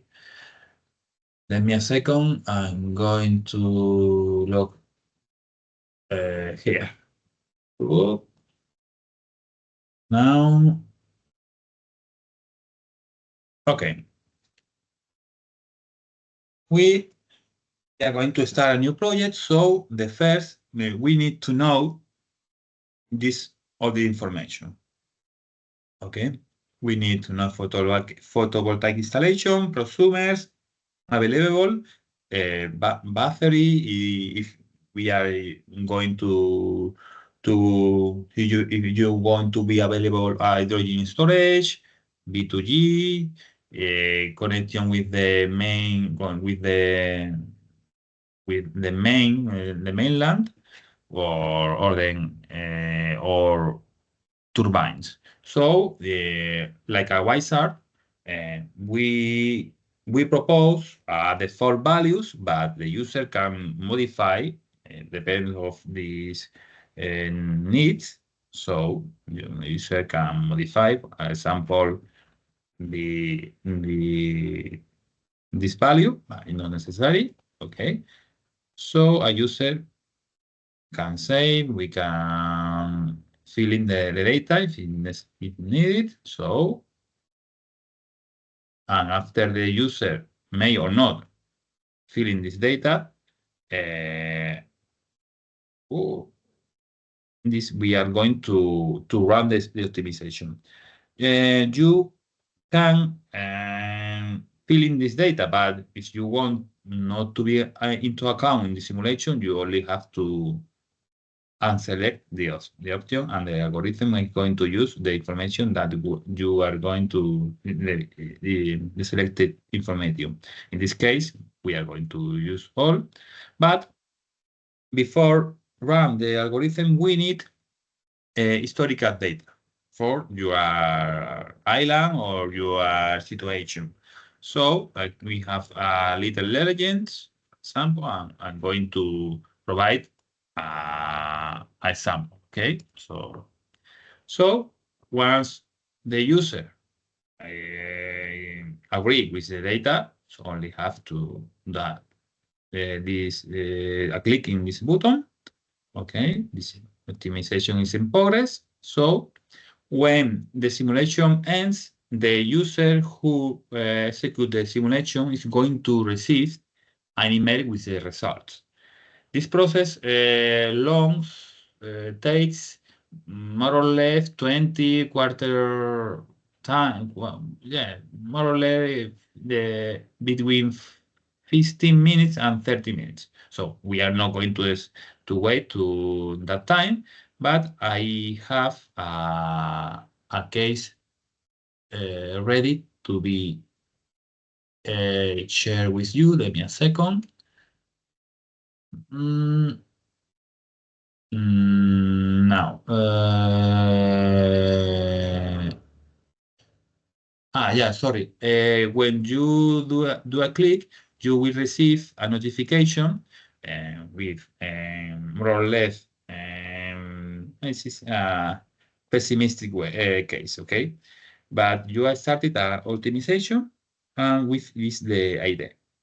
When finish or not finish or have any error, you will be notified in a email. Okay, so I have this simulation run. So we are going to wait. Give me a second. I'm going to log in again to show the results. So you can see the result of a simulation. You need this is the number of PV plants. You don't need hydrogen. Number of EV charge that you need. So it depends on the data that you are inputting in the screen. Okay, because you need this power interconnection from the grid, all this data. Okay, I think it's all of this case of the optimization algorithm. We can go again in the presentation. Okay. Yes, sure. Okay. Let me a second. Where I go? Okay. Yeah. Okay. I think it's all in this slide. Okay, we can move forward to the next. Okay, with the future. Okay. Okay. In Borkum, with the current demand of 30, more or less 30 gigabytes per hour a year, more or less 17 gigabytes imported. The tool showed a mix of PV 20 or 25 megabytes per. Okay? Wind turbines, 2-3 units, and battery storage more or less major than 25 megabytes. Could cut import over the 50%, reducing emissions. Follower Island can use a tool or to precise renewable technologies and assess techno-economic feasibility. Okay. Future improvement include advanced ROI advanced. Okay, that's board. Inclusion of heating system and dynamic storage modeling and a scenario comparison of policymaker and utilities. Okay, the tool provides a scalable, replicable reference for decarbonization strategies across the UE island. So this is all in this case. Okay, there's more or less the same that I shared before. Okay, all the plans. So that's all. I think we can share again my window. I can do a quick tour about the Smart IT platform. Okay. No, Caroline, if we have enough time or we are on time, okay, or because we have presented the video of the Smart IT platform. I don't know if you can have enough time or considering the finish time is 20. Yeah, I think it's better if we continue with the next Okay. topic. Sorry. Okay. Okay. Perfect. But I read in the chat that there was one question. Oh, but Elodie already answered it. Perfect. Okay, then I will share my screen again. So then we'll continue. Yes, we'll now move to a different but also very important topic that was part of the Islander project, which is the citizen engagement. So the Islander project supported the establishment of an energy community on Borkum, and through this initiative, the project had the goal to empower local citizens to actively participate in the island's energy transition. According to the European Commission, they define energy communities as follows. So energy communities organize collective and citizen-centered energy actions that help pave the way for a clean energy transition and put citizens first. And yeah, these energy communities can bring different benefits like ecological, economic, and social benefits to the community. For example, by working together, the residents can pool their resources and thereby then carry out larger and more sustainable projects that would not be they would not be able to achieve individually. So in this way, the people of Borkum can both contribute to and benefit from the energy transition. In this graphic, I just wanted to show an example of the different business fields in which energy communities can be active. This is an example from Germany. So in Germany, most of the energy communities are involved in producing electricity through PV systems, but also other options include wind and biomass. Additional business fields for energy communities include, for example, the electricity supply, the district heating, energy storage, e-mobility, and also consultancy services. So the way those energy communities act can be very different.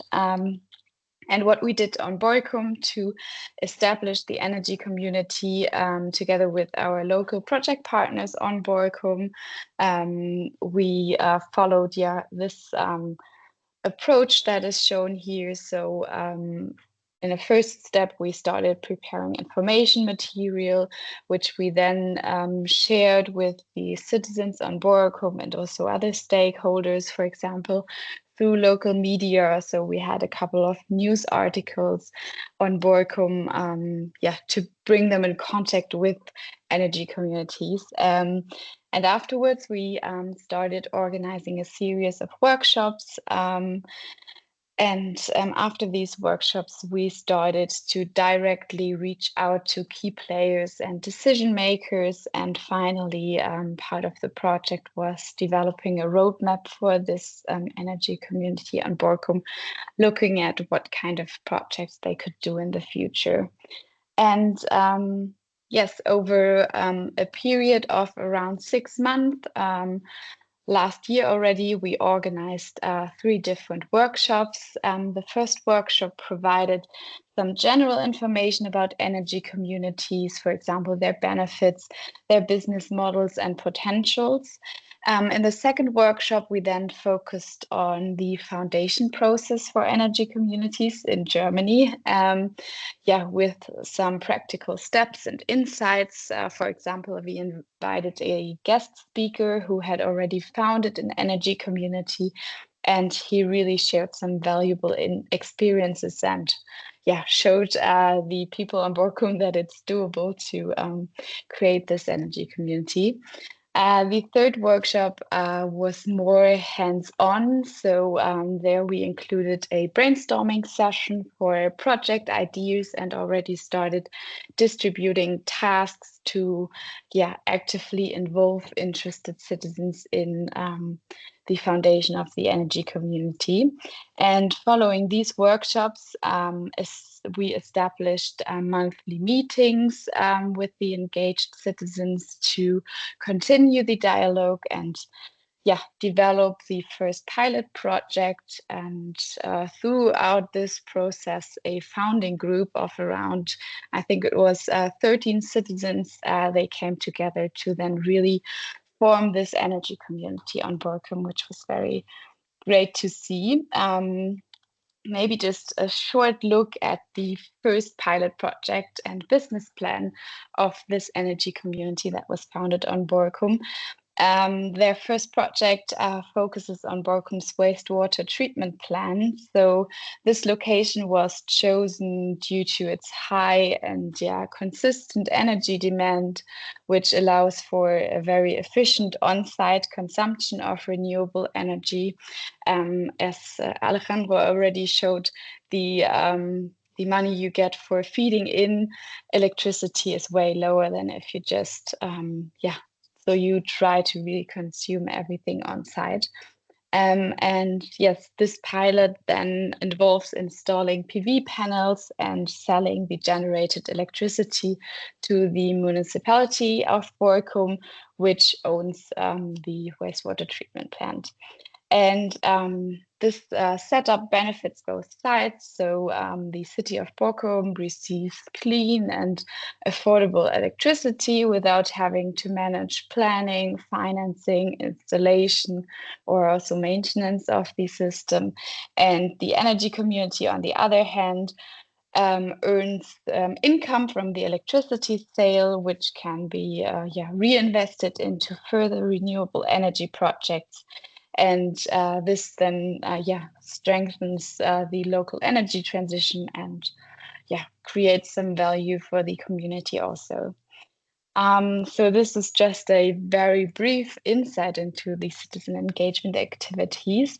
But if you like to learn more, you can visit the Islander website, where we had a lot of deliverables and also articles related to the energy community.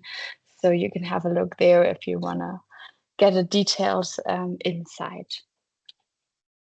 Okay. Yes, so now we come to the last point of our event.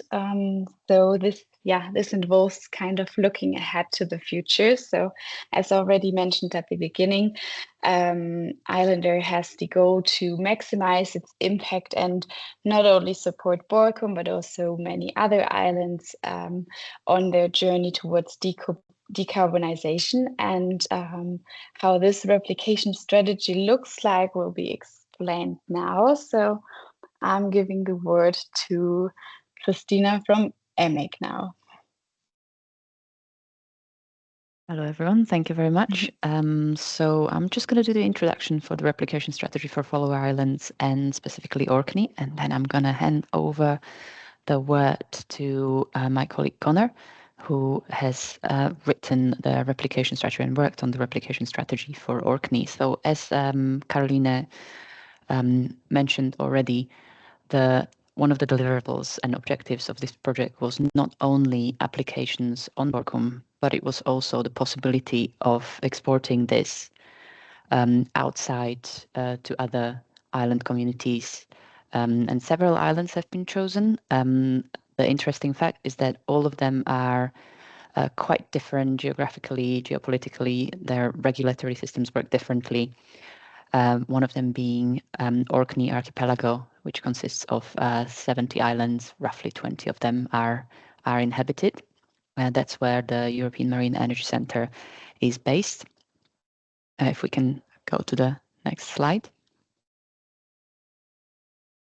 And you can see some facts and figures here, which is quite interesting. The population of Orkney between all the islands, all the inhabited islands, is 22,000.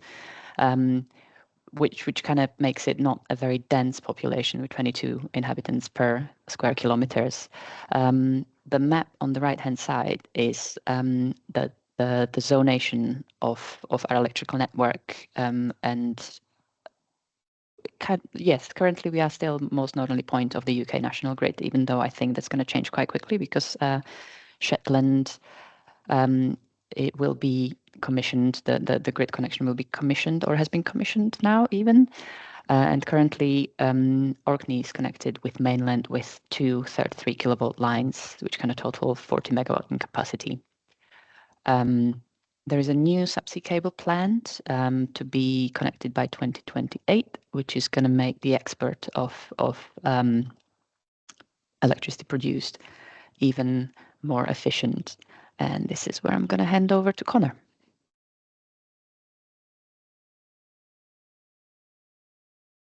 Hello. Can you hear me? Yes, we can. Oh, great. Could you go to the next slide, please? So, Orkney and the UK in general, well, maybe not UK in general, but Orkney certainly is ahead of the curve in a lot of ways, thanks to some very generous tariffs that the UK government offered about 20 years ago that basically incentivized a huge rollout of renewables across certainly much of Scotland, and Orkney really took advantage of this. The point where you basically, it's quite difficult now to build anything else, but we have already about 50 megawatts of installed renewable energy. And you can see that when the wind is blowing, and this is December, so there's be almost no PV input to this, we can easily meet our electricity needs on the island with just mostly renewables. And you can see, of course, that it's kind of dependent on the weather because the wind will drop off, and we have to start importing through the cables that Christina mentioned earlier. But just to set the scene, Orkney has a high penetration of renewables already, and one of the main issues that we face on the island is actually managing the amount of renewables that already exist. So I guess if you go on to the next slide, Carolina. So this was already tried. Well, this is managed by this active network management system, the SSEN, who are the DNO install, sort of rolled out a few years ago. This is one of the earliest A&M systems in the UK, which sort of turns on and off generation based on a priority queue, and the priority queue is set up such that the oldest installation has the most priority effectively. So any new installations go to the end of this queue and then are subject to the most curtailment, depending on load. And this has implications for trying to install some sort of aggregated generator, because there's effectively no way to implement such a thing into the A&M system without it being A, massively curtailed, because it would be one of the newest systems, and B, because there simply doesn't exist the regulation at the DNO level to incorporate such an aggregated thing. This was tried, just going to, yeah. So this was already tried by a project in Orkney, which was very similar to Islander in many ways, called Reflex, which looked to put out PV battery systems with the rollout of smart metering and electric cars and various sort of integrated energy solution type problem, or integrated energy systems such like Islander that effectively would hope to achieve some of the same aims as Islander, but encountered massive pushback from the DNO in a lot of ways because the regulations were not in place, and DNO was incredibly, let's say, precautionary about how it would allow things such as that to go ahead. So I think you can go on, Carolina, to the next slide. Yeah, so Reflex encountered, there's a market access problem. We do not have the same market access that Germany does. You need to partner yourself with a large industrial supplier and get a huge amount of customers, more customers than would exist on the island, in order to try and create some sort of local utility. That's very difficult. Customer buy-in was quite hard, actually. It's quite hard to make people sort of to keep people on top of like tariffs and how they should manage their houses. There's not smart meters everywhere, and there's not the connectivity to have smart meters everywhere across the island, which is a bit of a problem. And like I said already, regulation is an issue for this kind of system. So I guess you can go on again there. I just thought I'd end. This is kind of quite negative talking about all the things we can't do, but what Reflex was able to do is secure one of the largest rollouts of electric cars in the sort of per capita across Scotland. Like Orkney has more electric cars and more charging points than pretty much anywhere else. And if you compare it to other similar archipelagos, which I've highlighted there in green, Shetland and the Western Isles, which are also the follower islands for the next stage of the project, you can see that initiatives like this really can have some sorts of positive impacts.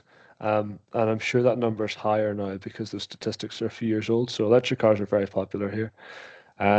So there's definitely good can come out of these initiatives, even if all of the parts can't be made to work with the regulations as they stand, because they're so different across all countries. I think in the for timing reasons, I'll just leave it there.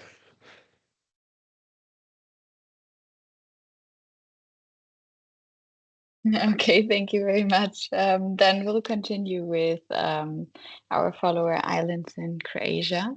Bertrand, do you want to take the word? Sure. Hello, everyone. So my task is to present the replication efforts that were carried out in Croatia under the Island project. To start off, I will give a brief overview of the location. So we're talking about a group of islands in the Quarner Bay. Quarner Bay is located in the northern Adriatic Sea, as you can see here on these two maps. There are, well, numerous islands in this group of islands, but the largest ones are Cres, Krk, Rab, and Lošinj. You can see the area they cover here. So the largest one is Cres. Krk is very similar in size, and a bit smaller Rab and Lošinj islands. If we compare them to Borkum, Cres and Krk are significantly larger in area.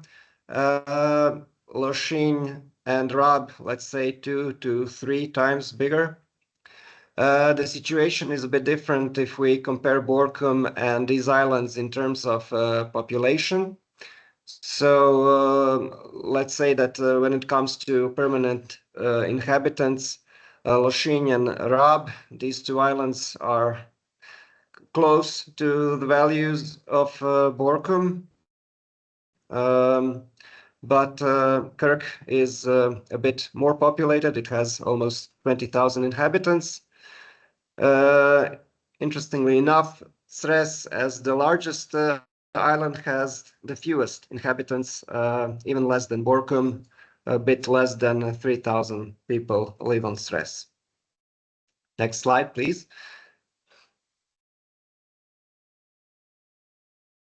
Okay, so when it comes to our approach, what we try to do in these two tasks we were in charge of under the Islander project, we were in charge of creating 2 replication plans. So the first one that was created in December of 2024, the first one was focused on the island of Cres. And the other replication plan we have just created and submitted for a review with our colleagues in the work package was focused on other partner Gulf islands. So what we tried to do in these documents is the following. First of all, we outlined all technological assets that were carried out on Borkum during the Islander project. We described them, and then we examined the situation on these islands. We were interested in finding out whether there is anything similar going on with anything similar to these technologies we examined on Borkum. And then we also tried to examine the local plans for development these islands have, to kind of get a feeling of what their existing vision of energy transition is. And by doing that, we try to establish whether these technologies that were employed on Borkum, whether they are in line with the vision of energy transition these islands follow. Next slide, please. Okay, so this is just a short overview of the administrative division on these islands, because these plans of local development are usually devised and implemented by local authorities. So on Krk, on the island of Krk, there are 7 local authorities. On the island of Cres, there are 2. The island of Lošinj is covered by a single local authority, and the island of Rab is covered by 2 local authorities. Relevant development documents are also mentioned here. So lucky enough, the entire island of Krk was covered by a joint sustainable energy and climate action plan. There were 2 relevant development documents for the island of Cres. So once again, we had the sustainable energy and climate action plan for the city of Cres, and a bit older but still relevant Cres Lošinj clean energy transition agenda. This document is also relevant for the island of Lochin, but we also examined the city of Mali Lochin's Sustainable Energy and Climate Action Plan. And when it comes to the island of Rab, we examined the development strategy of the city of Rab and the development strategy of the municipality of Lopar. Next slide, please. Okay, so by examining these documents, we were able to obtain an insight in the current situation on these islands when it comes to the energy infrastructure, consumption, the energy mix on these islands. So let me share some overall conclusions we reached. The number of installed renewable energy systems for energy production on these islands is actually quite modest. There is a high dependence of all corner islands on energy imported from the mainland, and renewable energy systems for energy production that are actually located on these islands, they make a negligible percent in the total energy mix. Likewise, these systems rely entirely on solar energy. Furthermore, for example, when it comes to the energy storage technology, their use on these islands is neglected at the moment. So apart from that, we were able to establish some conclusions about the advantages and about the potential of these islands to follow the energy transition. What is a recognizable advantage is that the energy transition is recognized as an important goal, political goal on Cres, Kirk, Lochin, and this is reflected in their development plans. So we were able to use an abundance of data, which was already collected in these documents. What creates a very significant potential for the energy transition of all corner islands are high installation values. So this creates a tangible and an attractive opportunity to invest in solar energy technologies.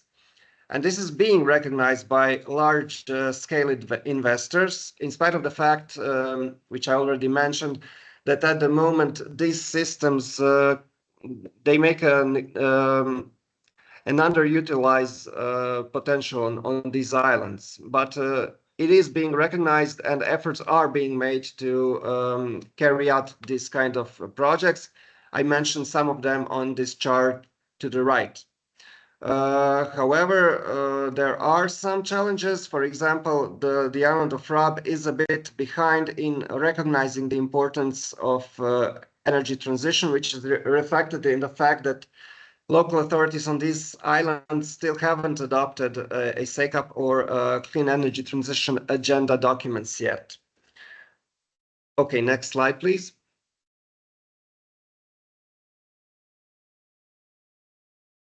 So to conclude, these were some of the main conclusions we reached after we applied this methodology to all corner islands. And the conclusions are quite similar for all of them. So if we take into account all technology assets that were carried out on Borkum, and if we try to establish the potential of their employment in deployment on partner islands, we see a lack of potential at the moment for example, hydrogen-based seasonal storage systems. At the moment, this kind of technology has not taken off in Croatia yet, in general. There is no example of this technology being deployed on corner islands either. And the development plans in corner islands, they never seriously considered a use of hydrogen-based technology when it comes to storage. Sometimes they mention it when it comes to mobility, in terms of traffic, but never when it comes to storage. There is at the moment no active hydrogen market in Republic of Croatia, so the examples of hydrogen use relate only to the application of gray hydrogen, and the entire value chain of hydrogen has not yet been implemented in Croatia, and it is mostly being used, this kind of technology, in chemical industry, but not in other sectors in Croatia. There is an ongoing project called the North Adriatic Hydrogen Valley. This initiative unites stakeholders from Slovenia, Croatia, and North Italy, and they are trying to develop some pilot projects based on green hydrogen, but our estimation is that it is still unlikely to consider this kind of technology to be replicated on Kvarner Islands. Similar conclusion we reached when it comes to seawater district heating network. Similar projects were never carried out on Croatian islands, probably due to a Mediterranean climate. There are with rather mild winters, so there is a lack of continuous heating demand, and this affects the feasibility of large-scale seawater heating networks. When it comes to significant potential, we recognize it in the renewable energy systems with small storage solution for households and public buildings. Now, all development plans we examined, they recognize the potential of renewable energy systems for household and public buildings, and they have similar measures in their there are similar measures in these plans.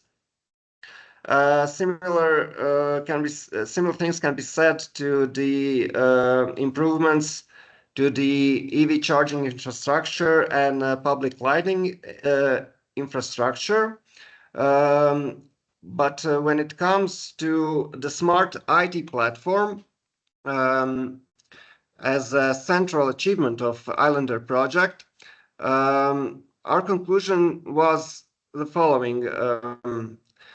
We try to explain the evident benefits of deploying this solution and interconnecting all technology assets, as it was done on Borkum.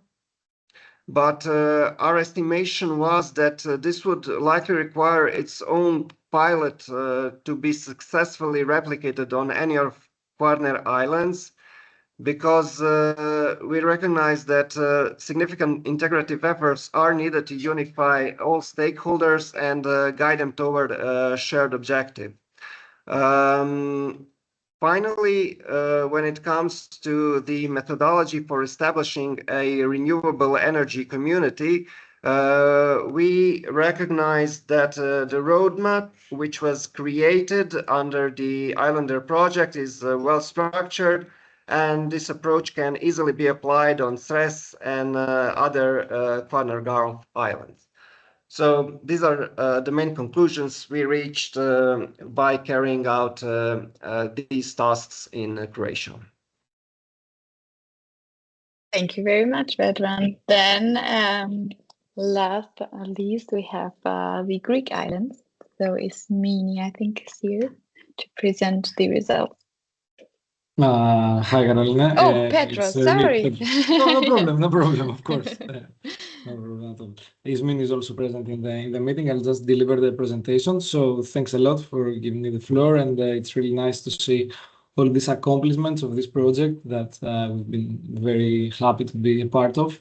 So regarding the Greek follower islands, we focused on two archipelagos, let's say two island complexes. The first is the Ionian Islands on the west side of Greece, and the second is the Sporades Archipelago, which is located close to central Greece, let's say on the east side, but on the west side of the Aegean Sea. So as you can see here, we have a very big variety of islands in terms of geography and population. Smaller, bigger islands, and a population that spans from in the smaller islands from some hundreds of people. They're not listed here because the list would be too big. Then some medium islands with a few thousands, and then the bigger islands with or even 100,000 inhabitants. If we go to the next slide, we will see that also in terms of technical characteristics. Thank you. The islands are quite different. We have islands that are interconnected through high voltage lines, as you can see on the maps on the left side, and also for which the TSO IPTO is responsible, but also islands that are connected to the mainland or between them with medium voltage with lower capacity interconnections and so on. This, of course, results to different conditions in each island, different hosting capacity for renewables. And you can see that on the table on the right side, that the energy mix is different from island to island. There are cases where there are just a few kilowatts of solar PVs, cases where we have tens of megawatts, like Corfu, Zakynthos, and Kefalonia of solar PVs. And regarding wind, it's only Kefalonia and Zakynthos that host a significant amount of wind turbines, while there's only one biogas plant. I want to add to this that in Greece we don't have on the islands gas grids, but also the heating needs are not so high as, for example, in Borkum. So the idea here is to adapt. Our main concern was to adapt the solutions that are developed in Borkum in a way that serves the local needs of the Greek islands, but in the same time promotes an integrated approach regarding the sustainable management of the local infrastructures. So if we go to the next slide, we can see the first of our follower island, which is Kopelos, and we were like to have some budget, some equipment budget for this island to try and test some technologies. We focused as a first step on electromobility. So what we did was to procure some electric vehicles for the purposes of waste management collection and for the needs of the municipality, of the municipal employees, and also develop a local public EV charging network comprised of 3 EV charging stations of 2 sockets each of 22 kilowatts, which turns the island into a good destination, preferable destination for owners of EV electric vehicles, and also at the same time promotes its image as a sustainable, green and sustainable island. As a next step, the idea that was developed on the replication plan that we conducted for Skopelos was to use the rooftop of the wastewater treatment plant to install solar panels, and there, since the production is quite high on Skopelos, we could use this to power both the needs of the wastewater plant, but also through the net billing scheme to use the excess solar power to reduce the energy costs from the EV charging, but also other municipal buildings. So this is an idea where we're trying to, along the lines of Islander project, we're trying to implement this nexus, these synergies between clean energy, distributed energy systems, and electric mobility, EV chargers, and EVs on the island. If we go to the next slide, to Lefkada, there were two three-wheel EVs purchased, also used for waste collection and micromobility transport on the island. The idea there is that there are areas of the island, for example, some specific settlements or even some marinas and so on, where the bigger garbage trucks of the municipality do not have access. So using these vehicles, and we promote, of course, electric mobility, sustainable mobility, but at the same time we have access and make the waste management more effective and easier also for the end users. And this, as part of the replication plan, would be integrated in an idea that promotes smart and sustainable marinas in the different touristic entrances, let's say, the places where tourists visit the island. And this could be combined with some solar PVs, with some batteries to supply electricity also during the night, and cover, of course, in an efficient way the demands of the street lighting, of some pumps, of the pillars that provide electricity and water to the boats and so on. So this is another concept that we have been working on since many years ago, but through the Islander project and the integration of the smart IT platform, all this could be brought together and be orchestrated in a common platform to achieve higher efficiency, better monitoring for the municipality, and better results in terms of renewable energy penetration. We also try to, if we go to the next slide, we can see that we also try to integrate this idea in other islands as well from the same archipelagos, both from the Ionian and the Sporades archipelago. I'll just show two islands now, two examples, where one of them was the idea was to use different municipal buildings to install PVs, and we did some effort to prepare to assess the possibility to install these PVs there, and of course in the same framework and the same concept as the Islander project, this could be combined also with the EV charging stations installed on the buildings, with battery systems installed on the buildings, and also heat pumps and so on. So this is the types of technologies that it's more easy for us to use here, as in our case as well. The hydrogen tech framework, regulatory framework is lagging behind. It's not clear how we can implement these solutions, and we think that the focus should be put on these easier right now technologies to implement, and on the fact that we can integrate them all together by using the platform and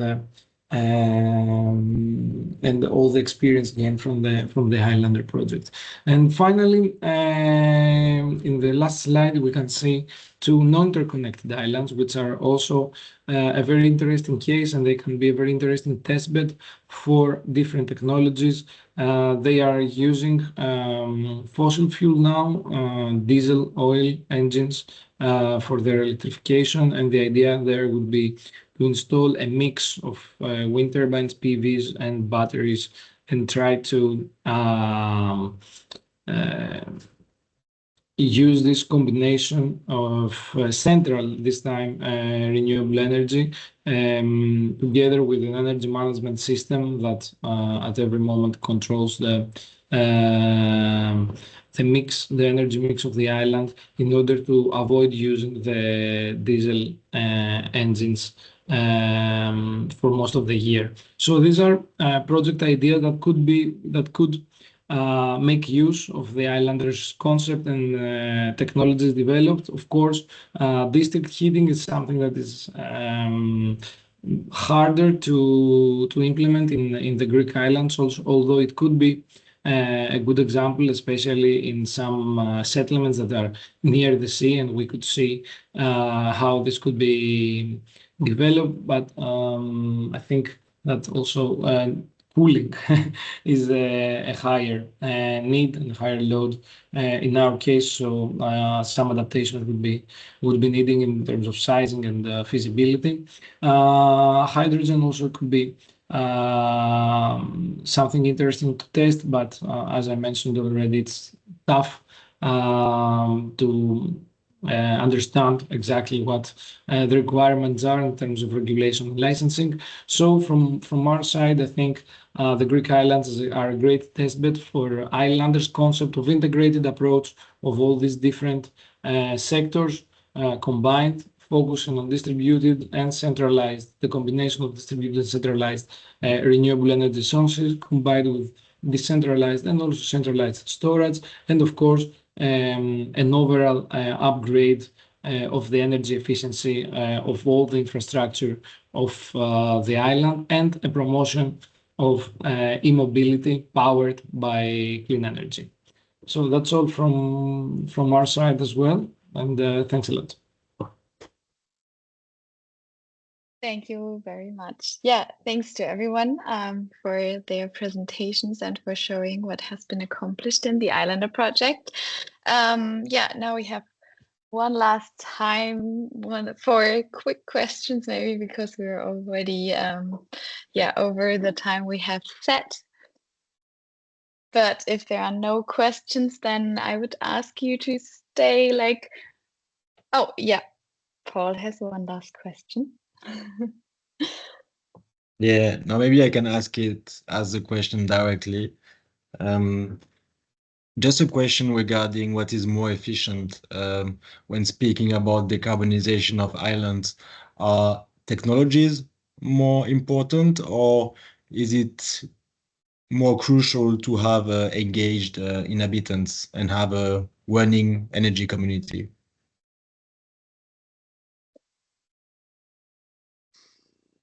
I can answer the question from Borkum side out. Both of them are necessary because you can engage all the systems do you have for as a NGO, something like that. It's no problem. But if you don't take all the communities, all the citizens with you, you don't reach the goal. I think that's very important. Thanks. Yeah, I think Petros wants to comment. Yes, thanks, Carolina. So yeah, I would like to use an expression from a friend of ours in Samso island, a Danish island that is also like Borkum, quite pioneering in clean energy. And what they say is that a project is as good as the stakeholders see it. So yeah, of course, the technical aspect and the numbers have to be there to convince the local community. So technology is important, because if it doesn't make sense financially, no one would invest, no one would understand why put the effort in that. But you can never go ahead, I think, in this procedure without having the local community, the local authorities accept it and be willing to put this effort to that, like Borkum had the luck to have Olaf and put all this together, of course, with the external support from the rest of the consortium. Yeah, and I think from the experience of the energy community, we can say that, yeah, the citizens are very eager also to participate, and they were very happy to have this opportunity. So, yeah. Okay. Any other questions? If not, I would ask you to, stay 2 more minutes and answer 2 more questions. My colleague would, one more question popped up. So Oh yeah, a question about the second wave of replication. Yeah, this will not happen within the project, but what the partners were doing is already now drafting a report on. So they already looked at the islands and made a replication plan for them, but maybe one of the follower islands can comment on the second wave of replication. I can just say that we have finished our report on the second wave of replication, which contained the Shetland and Western Islands, and it will be published shortly, hopefully. It will be submitted definitely by the end of this week. In terms of Shetland and Western Islands, the situation is very similar to Orkney from the regulatory position. From the technology aspect or the maturity of the technology aspect, Orkney is definitely quite advanced because lots of previous projects happened in Orkney to start with, and then it kind of has a trickle-down effect through Shetland, and then Western Islands, Shetland mainly because up until recently, and I'm still not sure if the new connection has been commissioned, they just had a microgrid. And Western Islands, depending on their position, where they are, and also they have their economy is not supporting as much renewables as it is in Orkney and Shetland. Yeah, so if I understood it correctly, I think in these reports there are like recommendations for the follower islands, right? Yeah. Okay. Perfect. Yeah. Thank you all. And then as I wanted to say, maybe stay 2 more minutes because we have 2 more questions for everyone who's been following the meeting. And otherwise, thank you for being here and participating. And I hope you learned something, and yes, have a nice rest of the day. Thank you very much. Thank you. Thank you. Goodbye. Thank you. Bye. Thank you. Bye-bye. Bye-bye. Thank you. Thank you. Have a good day. Thank you very much. Bye. Bye. Bye, everyone.